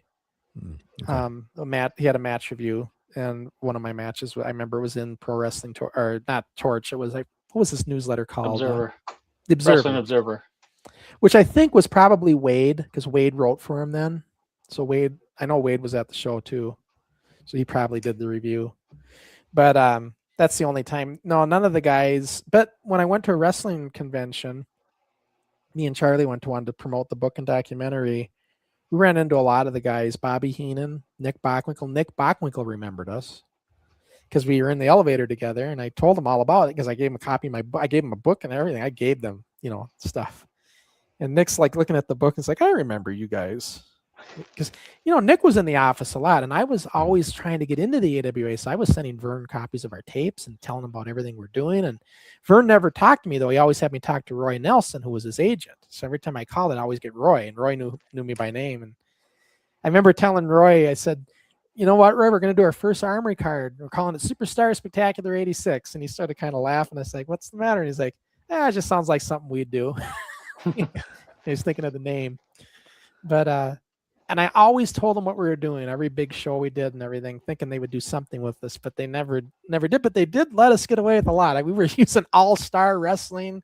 We were saying brought to you by the AWA in our credits and stuff, just because Using their music. Using their music from ESPN, and Vern just turned a blind eye to all of it. I think part of Vern admired it, what we were doing, but at the same time didn't want to acknowledge us on his show at all, because he always said, kids, don't try this at home. So I don't think we would have ever got it. I just wanted an interview segment. Like, you remember how AWA would bring in amateur wrestlers and stuff? I just wanted an interview spot saying, hey, look what these guys are doing, Smart. But it never happened. But the reason I know he turned a blind eye is because I remember reading in the paper, other indie feds at the time starting out trying to use All-Star Wrestling, and Vern was suing them. Mm-hmm. So they're sending cease and desist. Well, he let us get, I would give him copies of our poster. He knew we were doing it, but he didn't. And you got to think of it, Mike, how bad that would look if he's going to shut down a bunch of kids doing a promotion for using the name. That wasn't a good publicity thing. So that's another reason probably why he didn't. But like KSTP Channel 5 did a story on us, and they used AWA footage in our story, and they had to get permit. They didn't have to, but they asked Vern if it'd be okay if they used that in the story, and Vern okayed it. Wow. So, and that was after Vern he knew of us. Vern knew who we were. Or at least that's what Larry Burnett told me. He says, yeah, Vern said we could use the footage and stuff, because I asked him how that all got in the story. They did a really nice piece on us. That's the thing, Mike. All of the stuff, Minneapolis Star Tribune did a story on us. All these media outlets, it was always positive. Like, look what these kids are doing. Look what they're doing with this show, or, and everything. It was all positive. Unlike the negativity that Backyard brought in the 90s when they were doing light bulbs and all that crazy stuff. It was a whole different attitude with us in the 80s. Like with them, like they were just fascinated that we did this stuff, Yeah. I remember specifically there was a 2020 spot where it was showing all these kids taking like legit, like screw in light bulbs to the head and just all this deathmatch stuff that was just starting to catch fire because of Japan. And we brought it here, and ECW was hot as fire too. So everybody wanted to do that. And it just really escalated quickly. And a lot of people got hurt, man. I think that if people didn't get hurt doing all that stuff, it wouldn't have been as fun for news to run that report. Right. It'd just be like, it just looked like a bunch of people just slamming each other with weapons. But the fact that people were getting hurt and they were, kids, the news people jumped all over it and just made it look like, here's what our society's turning to. It was especially that 2020 spot. If you can find that was a really rough go for backyard wrestling. And that's why they made it seem like that's all the backyard wrestlers were doing. Yes. It was the violence, stuff like that. But there were other backyard promotions out there that were doing just wrestling. Yes. Without all the weapons and stuff. But that never got the attention or anything. Exactly. Yep. And that's why we don't like being lumped in with yarders. Right. Yeah, that is because a lot of when you say backyard wrestling, what goes to your mind? Exactly what we were just talking about. Yep. Yeah. So but the reason I wasn't a big fan of it was because I admired the guys that were trying to do what we were trying to do and doing it the right way. I had no problem with that. But our whole mentality of what we did was we were never trying to hurt one another. It was always, I don't take care of each other. Here's the thing, and this is what I try to tell the new guys like Ricky. I said, you're all into trying to make it look crisp and perfect, but here's the thing. It's a fake fight. We're putting on a fake fight. How we get there can be in many ways. So I said, even back in our day when we weren't good and we were kind of sloppy with what we're doing, we're still just putting on a fake fight here. Mm-hmm. So, but the idea is that professional wrestling is the act of illusion. It's like making it look like it's real, making it look like it hurts when it really doesn't. Yeah, and which is why I agree with you. I earlier I said this guy called me a yarder, right? To me, that's the big differentiation, is because I don't lump myself in with backyard wrestlers because we weren't doing it physically on grass or anything like that. We weren't hitting each other with light tubes and all of that. And I think that when I think about my day, and it's funny too, because there was probably 6 of us that all came from the same area that did this underground AWO wrestling thing that ended up breaking out on the Minnesota independent wrestling scene and had such a grasp on it, even if it was short-lived, we were influencing every promotion across the state at one point. And so the group of us ended up getting called the Albert Lee office, and we laugh about it now, but that's what, and we didn't know it back then either, but that's what all the guys they had broken in before us would call us behind our backs. They say, oh, the Albert Lee office is here. And so because we were everywhere, all of us were getting booked all over the place. Sometimes we weren't even together, but we were just all, but it's pretty cool to think that, we had that much of an impact leaving our underground scene or whatever it is we want to call it. And had it been truly backyard wrestling, that would have never happened. Right. We were skilled enough up to a certain point where we knew we needed to go and take the next step. And that's what we did. And we created a tidal wave at a very pivotal point in the growth of professional wrestling in our area. And to me, there's a difference between what you did and what we did versus these backyard feds that just do it spontaneously in their backyards for the most part with friends and family. Like when we did our armory events, there were some friends and family there, but there was a lot of just organic fans of our show. You're selling tickets and merch and all that stuff, right? Yeah, so they bought tickets. I mean, when we did the big sellout at the armory, I remember after, all expenses paid and everything, I remember sitting on close to almost $3,000. And in that time, that's a lot of money to have as a 16-year-old kid. Yeah. And it's a lot of money now to have as a 44-year-old man. I mean, so you got to remember, with us, nobody's doing it for money. The only time I ever made money was with Eddie Sharkey. He actually paid us. But like in our NWF, it was all the money went back into the organization to fund other shows. We went to Brooklyn Park and did a show there. And, so we did all these other armory shows. And so we needed money for that. Plus I needed money for all the tapes going around the country, because I had to this is the VHS days. I had to dub all the tapes and then syndicate them to all the cable companies. And I'd lose tapes a lot of times. And it was a lot of work. It's awesome though that you got to do all that. Seriously, at such a young age. The only problem, Mike, is we had the hotline, and they used to put the area code, and I had to stop doing that because all of a sudden I'm getting calls from Colorado and New York and stuff. Hey, can we join? We want to join. I said, okay. Yeah, you can come if you can get it to Minnesota, because that's where we're at. They didn't not realize, buying you a plane ticket. Yeah, they didn't realize they weren't in Dallas or wherever They it won't was. pay your travel. But and that's another thing with our hotline. I always gauge if we weren't really good at wrestling, but we were good at storytelling, and we would have our different rivalries take place. And I knew if something was working right, if people were calling and leaving messages on our hotline saying, hey, we want to, and it's usually other kids, we want to see that match again or rematch next week for that thing. That wasn't right. Or they'd get into the story of what we were telling, So on your hotline, did you have like a message that like told what things were going on at the time? Or? Yeah, it was usually like our hotline was always like we'd always pick a different kid to do the message, and they'd just do a little piece, kind of like they did back in the day when you'd call remember the hotlines? Mm-hmm. You'd call them, you'd kind of you get Mean Gene's backstage. Yeah, there's some interview or there'd be having a guest on there. We do something like that, and then at the end we'd always say, leave your comments for us, because it was just an answer machine. So we'd have it beep, and then we'd let them record a message. We get lots of match requests there and that. And if the show was ever acting up, sometimes the cable company had glitches and there's no audio for some reason. All of a sudden, everybody's calling our hotline. Yeah, we don't got any audio here. There's no audio. It's the cable company, guys. I can't do anything about that. Yeah, but no, it was Gator. You really can't see it with Sean's, but if you ever decide that you want to upgrade your title, get a hold of Sean and I. Yeah, to get it replicated. Belt. Yeah. Okay. Might have to take you up on it. Yeah, I still love it. I don't know if you can tell. I was such an it's ECW. cool that you still have the original. I don't have our originals anymore. Yeah, and I kept it in a very safe spot, and it's actually modeled after the 1997 ECW heavyweight title. Okay. And to this day, it's my favorite belt ever, and that's what I got the inspiration from to do it. And so, but yeah, it held up pretty good, man. Not bad for a high school kid, Well, our NWF belt we brought back, and it was it's a blue belt, and it always had 4 countries on the corner plates. It had the USA, Japan, USSR, and Canada.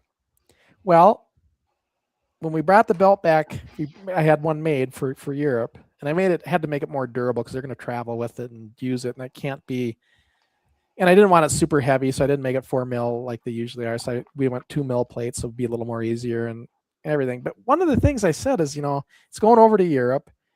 We got USSR, it doesn't exist anymore. I asked the promoter, I said, you want me to change it out to Europe, for USSR? It makes sense.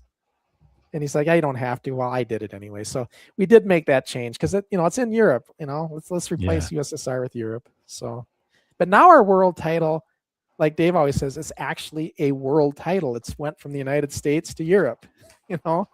Back in the day, it was always storylines. I remember getting heat for that too early on when we called the world title because it hadn't traveled outside of southern Minnesota. You know what I mean? So. Well, we weren't out of Minnesota with ours either. Only in storylines, But but now it has, and it actually went to Canada too. Yeah, when Ricky went over to Canada with it, but. And he's very prideful of the belt. He takes a lot of, Ricky has a lot of respect for what we did, and that's cool to hear from him. It's cool when you have your guys like him who are so much better than I ever was. Like Ricky is miles above me. All these new guys are. Yeah. And when they can look up to you and still respect you, that's pretty cool. Now, do you ever get that with the younger guys, Gator? Actually, I didn't expect it either. I didn't think any of the new guys would know who I was, and not all of them did, but a couple of them did, and they were incredibly respectful. And there's still some guys that was working when I was way back when, and so I think having them around kind of helped my street cred a little bit of like being in the locker room again. Yeah. But then there were other guys that were like super standoffish and just didn't want anything to do with it or whatever, right? So, and that's fine. I don't have to be everybody's friend, but everything, like it used to be a deal, and it was I hated doing this again with my pet peeves. You show up to a show, you shake everybody's hand. Mm-hmm. You get done with the show, you shake everybody's hand. And then I got to be an adult, right? And it's like I don't go to work every day and shake my boss's hand and everybody else at work, and then on my way home I'm gonna shake everybody's hand again, right? That's not how real life works. And so I always hated doing that. And so I was pleased to see that it's kind of like an ad hoc scenario now, where when you greet them or see them right away, then you do it, but you don't go like interrupt their conversation with somebody else to shake their hand. Like that's the way it was back then. You'd be shunned, so to speak, if you didn't do that. You get heat, man. It was weird. I hated that. Yeah. Hated it. It was disrespectful if you didn't. Yeah. Yeah. And then I was going to ask you too. So I remember, I don't know if Wayne told me or if I heard it, but you were doing marketing for wrestling. Explain that a little bit for wrestlers, like the marketing, like you did a seminar or two, didn't you? Yeah. So it's weird. So the whole idea was to jump back into speaking, and then I end up going back for a match and then actually running another wrestling show in my hometown where I used to run the AWO shows.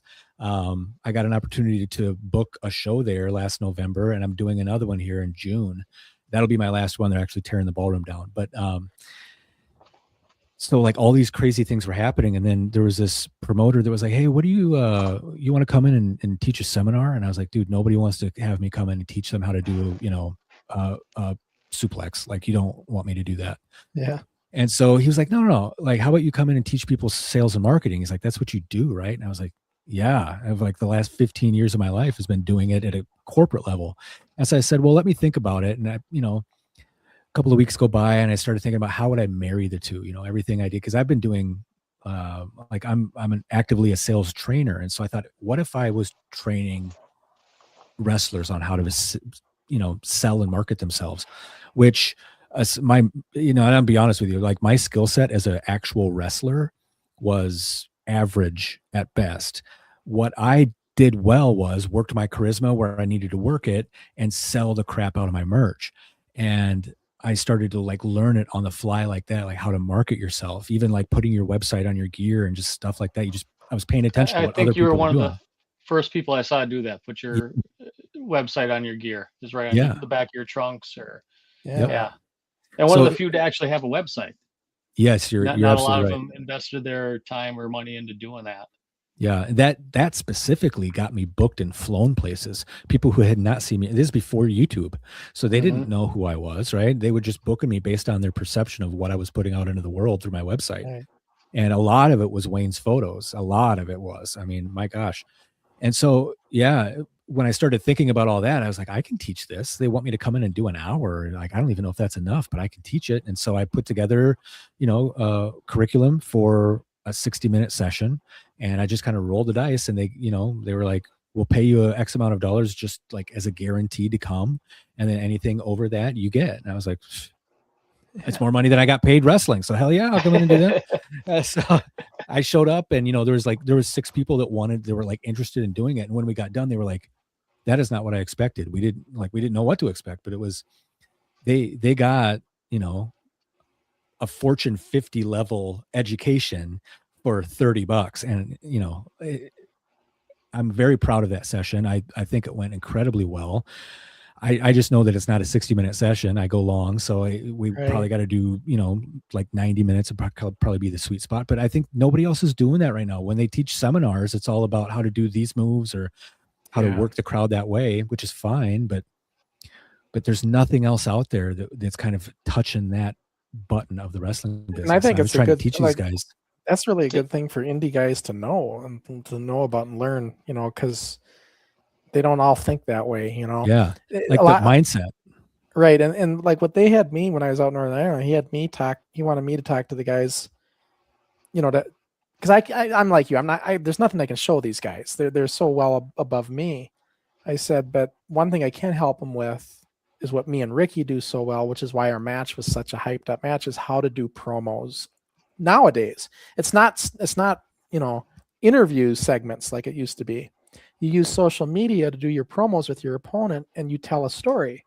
So I went over that. I went over how you should do that, and just the way to do it on Instagram or TikTok or whatever, and how you collaborate with each other, and you feed off each other. You tell a story in that promo. Don't just show up for the venue. Tell a story to make people want to buy tickets. See, a promo is like it used to be back in the day. It's no different than it is today. It's the idea is you want to sell tickets.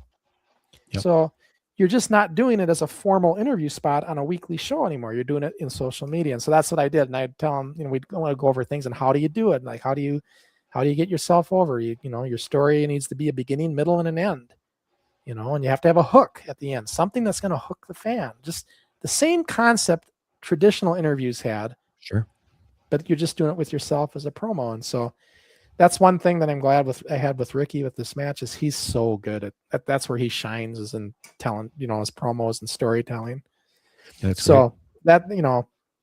So to get all their guys to, listen to me, I don't know, I probably went 30 minutes with them, but then to see them actually doing it after I left was pretty cool. Cause then I seen them on their social media feeds. They're actually taking everything I said to heart, Which is great, man, because I'm going to tell you, I don't necessarily know that happened. Like all the 6 of them didn't come up to me afterwards and say much, but there was like 2 that did, and they were super cool about it. And I think that if, talking about different phase of my life, I'm trying to teach them that every single one of them represents a brand, and their brand is their business, and they need to treat it as such, because you're going to run your business different than the way I'm going to run mine, and so on and so forth. And that's okay. We all have a different business to run. And I think that if it was 20 years ago, and first of all, somebody didn't ask me to do a wrestling seminar, I would have been offended. Like, what do you mean you don't want me to show you moves? But on top of it, it would have been like I think that when you're in that world, you're kind of ego driven in some ways, because you're constantly having to look out for yourself and get over. And it's just a weird mindset to be in. Yeah. To shake. And so I don't blame the guys for the way that, they behave in some ways, but I also didn't expect them all to like glom on. So what I'm hearing from you is that they did. And that's actually amazing. That's the best part of the story. Yeah. For them to, my big thing I was preaching to them was that, so you get signed for you guys are starting out, you're going to get signed to do shows every month, and you're going to show up. It's not just your wrestling performance in the ring, your character, who you are. They're not going to get that from watching the match as much as they're going to get it from your promo that you do. You got to let them, what are we into with wrestling? It's we like watching the moves in the matches, but it's the character. It's the characters. And we're not going to learn that from a match. We're going to learn that from a promo. So it's very important. But not what you're telling them, though. What you're teaching them, Mike, is something else. It's marketing yourself in the business. Yeah, it's that side of it, and how to think differently about what you're doing as an independent contractor, because that's truly what you are. Yeah. And it sometimes, as a performer, you're so ingrained in the minutia of doing these cool moves or getting booked at that promotion that you're not thinking about the long-term strategy that you're going to have around your brand. If I were to do it now, I know that I would look at bookings way differently. I'd be like, is that booking good for my brand, or do I need to think about going to this one instead? And everything would get kind of put through a fine-tooth comb to understand, where's my business going? How do I need to help it grow? And the other thing too is, you're talking about promos. I was telling these guys, there's like 5 questions that you need to be able to answer about your character. And if you can't answer those 5 questions to yourself, then your character's not quite fully baked yet. And that's okay. But then you know where you have to start. You have to develop 1 of 2 or 3 of those 5, right, and fully understand who you are as that character before you can make decisions in the ring or decisions in front of fans. Yeah. And I was telling them too with promos, you got to find, I said everybody's different, but what I do is when I do my promos, how would I act if this was real? How would I act to my opponent if this was a real situation? And I just get into my character that way. That's how I do it. That might work for you. It might not, but you got to find your personality and bring it out in the promo. And, and don't be so stereotypical. Don't say the same stuff that everybody, I always steal it from Bobby Heenan. Like, don't just say, Heenan said this once. He says, don't just come out and say, you're going down. Everybody says that. Try to be something unique. Give them something different. Something, like a catchphrase. A catchphrase. Or if you're a heel, heel's easy, man. You just get people to hate you. So, if I was a heel, I told them, I said, you guys are big into football. They call it football over there, soccer. I said, it's football. They have all sorts of little football teams all over. I said, if you're in that town, you say, what? I heard about the Glenville football team, and I heard they're a bunch of losers and they need a new head coach because they don't know what they're doing. You get on that, and then that will make you hated from that crowd, right? So you just got to find something, right? Yeah, but awareness is the biggest thing, and they don't all have that. And sometimes it's tough to learn unless somebody points it out to you, or you can learn it, but it's going to take much longer. Your learning curve is much, much different than somebody else who's been shown it right away. And I always told him, I said, it doesn't have to, but I always said it's always better if the heel goes first, if you're going to go back and forth, because he can set the tone, and then as a face, you feed off that, because like the classic wrestling story is very, very simple. It's, it's like I'll ask you this. This is something that I was asked in our training in Salt Lake City. They said, what's the difference between a baby face and a heel? And everybody's like, I don't know. They started going over all these like things. Well, baby face, is the good guy. And, they're trying to be something like, I want you to be deeper than that. And then when he's getting to it, he says, the only difference between a baby face and a heel is if it's on the up and up, the baby face wins. The heel has to cheat to get the upper hand. Exactly. So you use that and you tell your story in the ring. It's very simple. Everybody gets all caught up in these big high spots and doing all this crazy stuff, right? But if they just got to the basics of a match and just told that fundamental story in the ring, they could have a classic match, right? And that's all it is. And that's why I'm not as big of a fan today as I used to be, because I see all these high acrobatic things they're doing. It's cool, but it's like, I miss the old days of just a good story in the ring, Dave and I talk about this all the time. I mean, what's wrong with an old Arn Anderson match where he picks a body part, works the hell out of it, and that's how he wins the match? Yeah. Yeah, I don't watch much wrestling anymore, but I do not miss WrestleMania. And, like I don't know if you guys watched it, but I'm sitting there and I'm getting ready. I'm a big Punk fan. I love everything he does. And yes, yeah. And so knowing that he was going to work a main event at Mania, I'm just like, okay, let's see how this goes. Right. And then when I saw they were cutting to the main event at like 7:30 at night, I'm thinking this match is going to go long. And that's where Punk kind of thrives is those, if he can go out and tell a story and give him 30 minutes, sometimes more, you're going to get a really, really solid match out of that. And so what I really enjoy is, when I was, Wayne can attest to this, that first camp, like actual camp I started going to, I was not a high flyer, and mostly everybody else was. And so I was trying to like learn that style really as a post and catching everybody. And but I was watching tapes of Tully and Arn and trying to like steal some of their stuff. And, I love Dusty and Stan Hansen and all these guys, right? And I'm trying to do their stuff and update it a little bit so that it fit how the business was changing.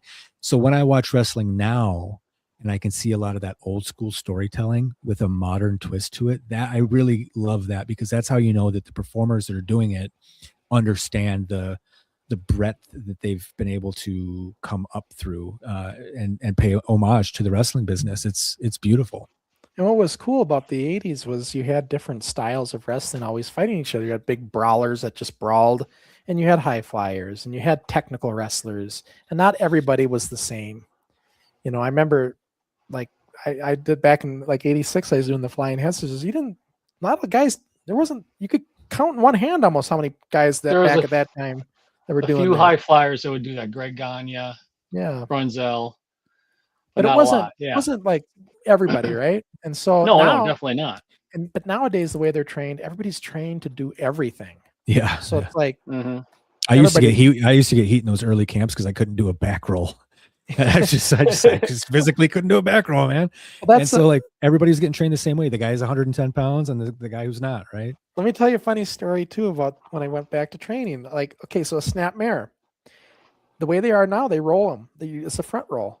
Well, when we got trained on snap mares, it was a bump. You bumped it. So that's how I would just naturally bump it. And they kept trying to get me into doing the roll. Well, I finally did get it down. I can see where that's nice because it doesn't hurt as much, you know. But the reason they do the rolls so much now, because Eddie never trained on rolls. Everything was bumping.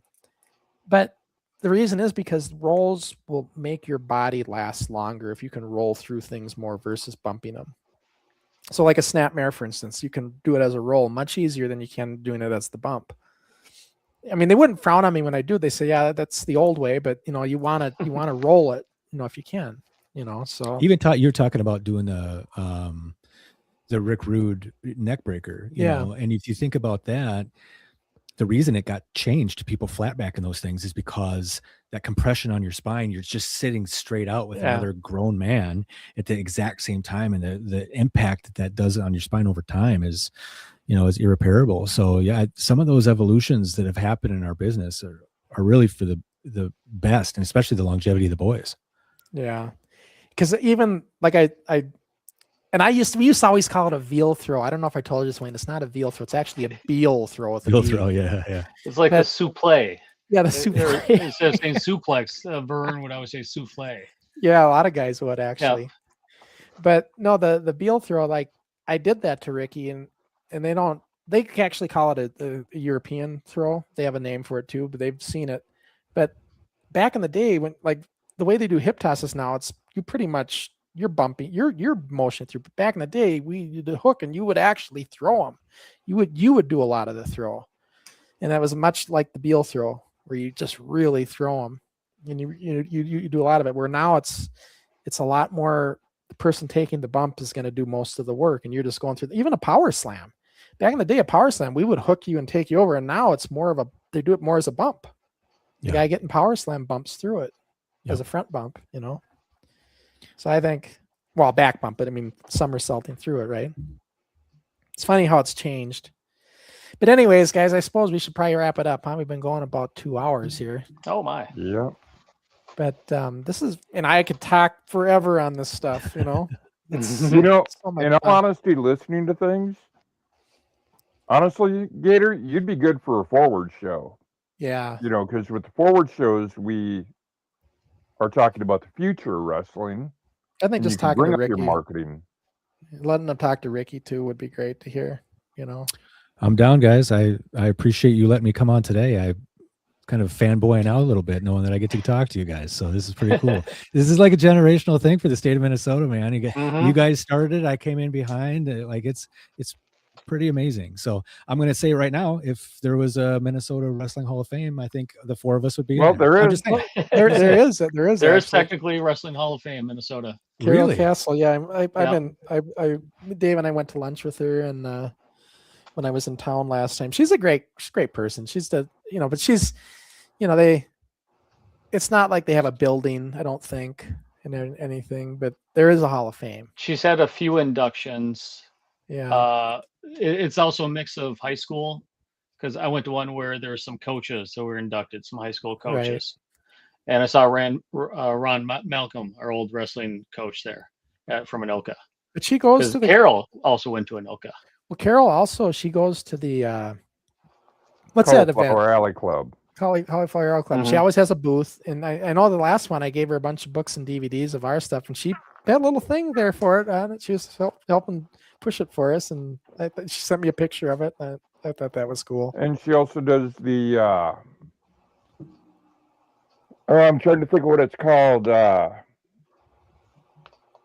It's out in one of the Carolinas. They have a big wrestling convention every year. The Gathering? Yeah, the Gathering. Yeah, the Gathering. Between Sean and I, we have connections to that also. Yeah, but the last convention I did, though, we were right next to Abdullah the Butcher. And you would think, here we are with our kids wrestling set up next to this guy. But he was very intrigued with what, he liked us right away. And so, but what I learned with these guys is you don't want to, they get all the fanboy stuff all the time. Abdullah had a restaurant and stuff, and he was really into his restaurant. So I started talking about his restaurant. I said, tell me about your restaurant. I was just like, what's the food? He just loved the fact that I was talking about his normal life. Mm-hmm. And so at the end, we were like, hey, can we get a picture? He's like, sure, no problem. So we got a picture with him. Another guy, indie guy who's been with us, wanted to come up and get his picture with Abdullah. And Abdullah charged everybody, even this guy, but not us. We got a free picture. But yeah, that convention was pretty cool, just bumping into all those people. And, I remember King Kong Bundy was really fascinated with what we did, when I was telling him about, he's looking at the book and everything. I said, it's not backyard wrestling. He's like, well, I'm kind of seeing it.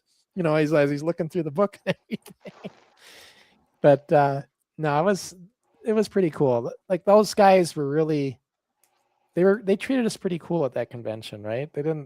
You would think that they would like frown on us, right? But it was just the opposite. They were pretty, Greg Valentine, all these guys, Rick Martel, we talked to all these guys. They were pretty cool. Wasn't it there that Nick Bockwinkel actually let you hold the inmate title? Inmate? See, I didn't know that was the real inmate, but did you know the story of how that Nick got the actual belt? Because remember, Stan Hansen ran it over with the truck, right? Mm-hmm. And wrecked it. Well, Vern was so mad he threw it in the garbage. And now I didn't know this, but I learned it now, and I told Dave about this. Okay, they call that the inmate belt. You know why? It was made in a Denver penitentiary, I believe. But you know how that happened? So the story, there's a book that gives you the history of all the belts now, and they tell the story. And some guy who got the book told me the story. The reason that happened was because there was a guy who did jewelry stuff that the promoter in Denver knew, and they wanted to get a new belt for the AWA. So they asked, do you think they could do a championship belt? And he says, yeah, we could make that work. So Nick designed the belt. It was Nick's design. And that's what got the inmate belt made, which is why when Vern threw it away at the end of the day, when everybody left, Nick went in the crash and took that belt out, and he kept it and didn't tell anybody. And then afterwards, when the AWA was long done, he then sent the belt to Reggie Parks and had him fix it. So they fixed it up and everything. And so when he was going to those conventions there at the end, that was the actual AWA belt. And I didn't know it, but I held it. I didn't know that was the real one, but it was. And Nick then sold it to a Japanese collector for 6 figures. Oh my. Or 5 figures. So we don't know what. He never said. Mm-hmm. And that Japanese collector's got it ever since. So there's the AWA inmate story, though. The real, and here's the thing. It was super light. And the plates were super thin. It was sheet metal, actually. Those plates were sheet metal. And that's, if you read the book, it tells you how they made it out of sheet metal. So, yeah, but I remember it being very light, and it had a little bit of a flex to it even. Which is why a lot of the gems popped off over the years, because when it flexes, gems are going to lose them. But yeah, it was pretty cool. I love that belt. That was my favorite belt of all time, was that inmate belt. Because that was the one Hogan was trying to get in the beginning. And, that was how I got into wrestling, was from watching that stuff. So, but anyways, yeah, it's been a great show. And yeah, Dave's right, Mike. You'd make a great guest on forward with us someday. Let me know. I'd love to come back. Yeah, because we are always looking for people there too. Let me just say what's going to come up, Dave, quick on our next show, and then we'll wrap it up. But this is what we got coming up on our next Rewind show when Dave and I are on again. It's going to be Studio Taping 104, one of the later ones, Dave. Yep. This is, of course, a match from the Armory, and that's Kid Kelsey and myself. But this was the Studio Taping 104 is going to be the transition. I sold the league to Ernie Ellis at this point, and Dirty Ernie, and he's now, we're going to the dry dock, and we're building up the dry dock venues. So we're still showing Armory stuff, but it's starting to transition into the to Ernie's league. But I was still in charge of the television side of things, so that's why I had the cable show. That's why I have all these tapes, and it's fully restored, of course. And that's, I was going to ask you, Mike, do you have any of your old VHS stuff that you did? I imagine it was VHS back then. It was VHS. I had transferred all of them over to DVD, and I still have about 90% of them. We also had a lot of it recorded in high 8. So all of those tapes I still have left. And there was a documentary that was, on the cusp of being put together last year about my comeback, and they actually digitized quite a few of those early AWO shows and stuff like that. So it's kind of cool to be able to like click on the computer and just pull up some of that old stuff, and which we might end up using for my podcast at some point. But it's, I've still got a lot of that old footage, photos. I kept everything. I mean, posters from the shows. I still have a lot of stuff. I'll tell you something. If you ever want to see that in high quality, if you ever send me if you have a match or something that's really specialty and you want to see it better, just send it my way. I can make magic with it. Oh, that'd be amazing. Yeah. It takes time. I mean, for me to do a 10-minute match, the computer has to run for like, 12, 13 hours, I think, just to get a 10-minute match. But it literally will improve it. I mean, it adds resolution. It's a very expensive process, if you buy the software. But I've been doing our whole catalog, and I'd be happy to do one for you, Liz, to show you how much better it can look. You'd be surprised. I'll probably take you up on that offer. That's great. Thank you. Yeah, because that's what I love doing more than anything is restoring, restoration when it comes to video. Because I hated VHS. I mean, glad we had it, but man, it was painful to deal with back then. Just editing tapes back then was a process. It's not like they don't know how good they got it these days. That's true. Yep. All right, now guys. you can edit on your phone. Yeah, I mean, they can edit in the cloud, but it's digital. It's back in the day, you had tapes. You literally had to go back, and editing was a process. Especially when I did those Armory shows with 3 cameras, I had to hard edit all that together with tape. It took me a week just to do one Armory edit. It was a process. So it's so much better now that it's digital. But I've always stayed on the video end of things, so that's why I got a degree in video production, and I always stayed up on video. So I have seen the whole transition of how it went from VHS tapes to cool stuff. So now I'm trying to make our old stuff look cool again. If I could only make the quality of the wrestling cool with it, that'd be good. All right, guys, it was a great show. So everybody, thanks for watching. I know most people will watch this in replay, and then Dave, we'll be back in 2 weeks. I'll be back next week with Ricky Henry. I think I got to get back to Sean Hernandez because he has new trainees in Texas that he wanted to have come on, and I don't know if I'm going to have them, or I think Tony Begley and over there in Europe was talking about wanting to come on. So we're going to have somebody. I just don't know who yet. So I don't have a graphic to show for me and Ricky, but we'll have somebody next week. And then, so I'll be back again next Friday. Otherwise, we'll catch everybody else then when we are live. 2 weeks. 2 weeks.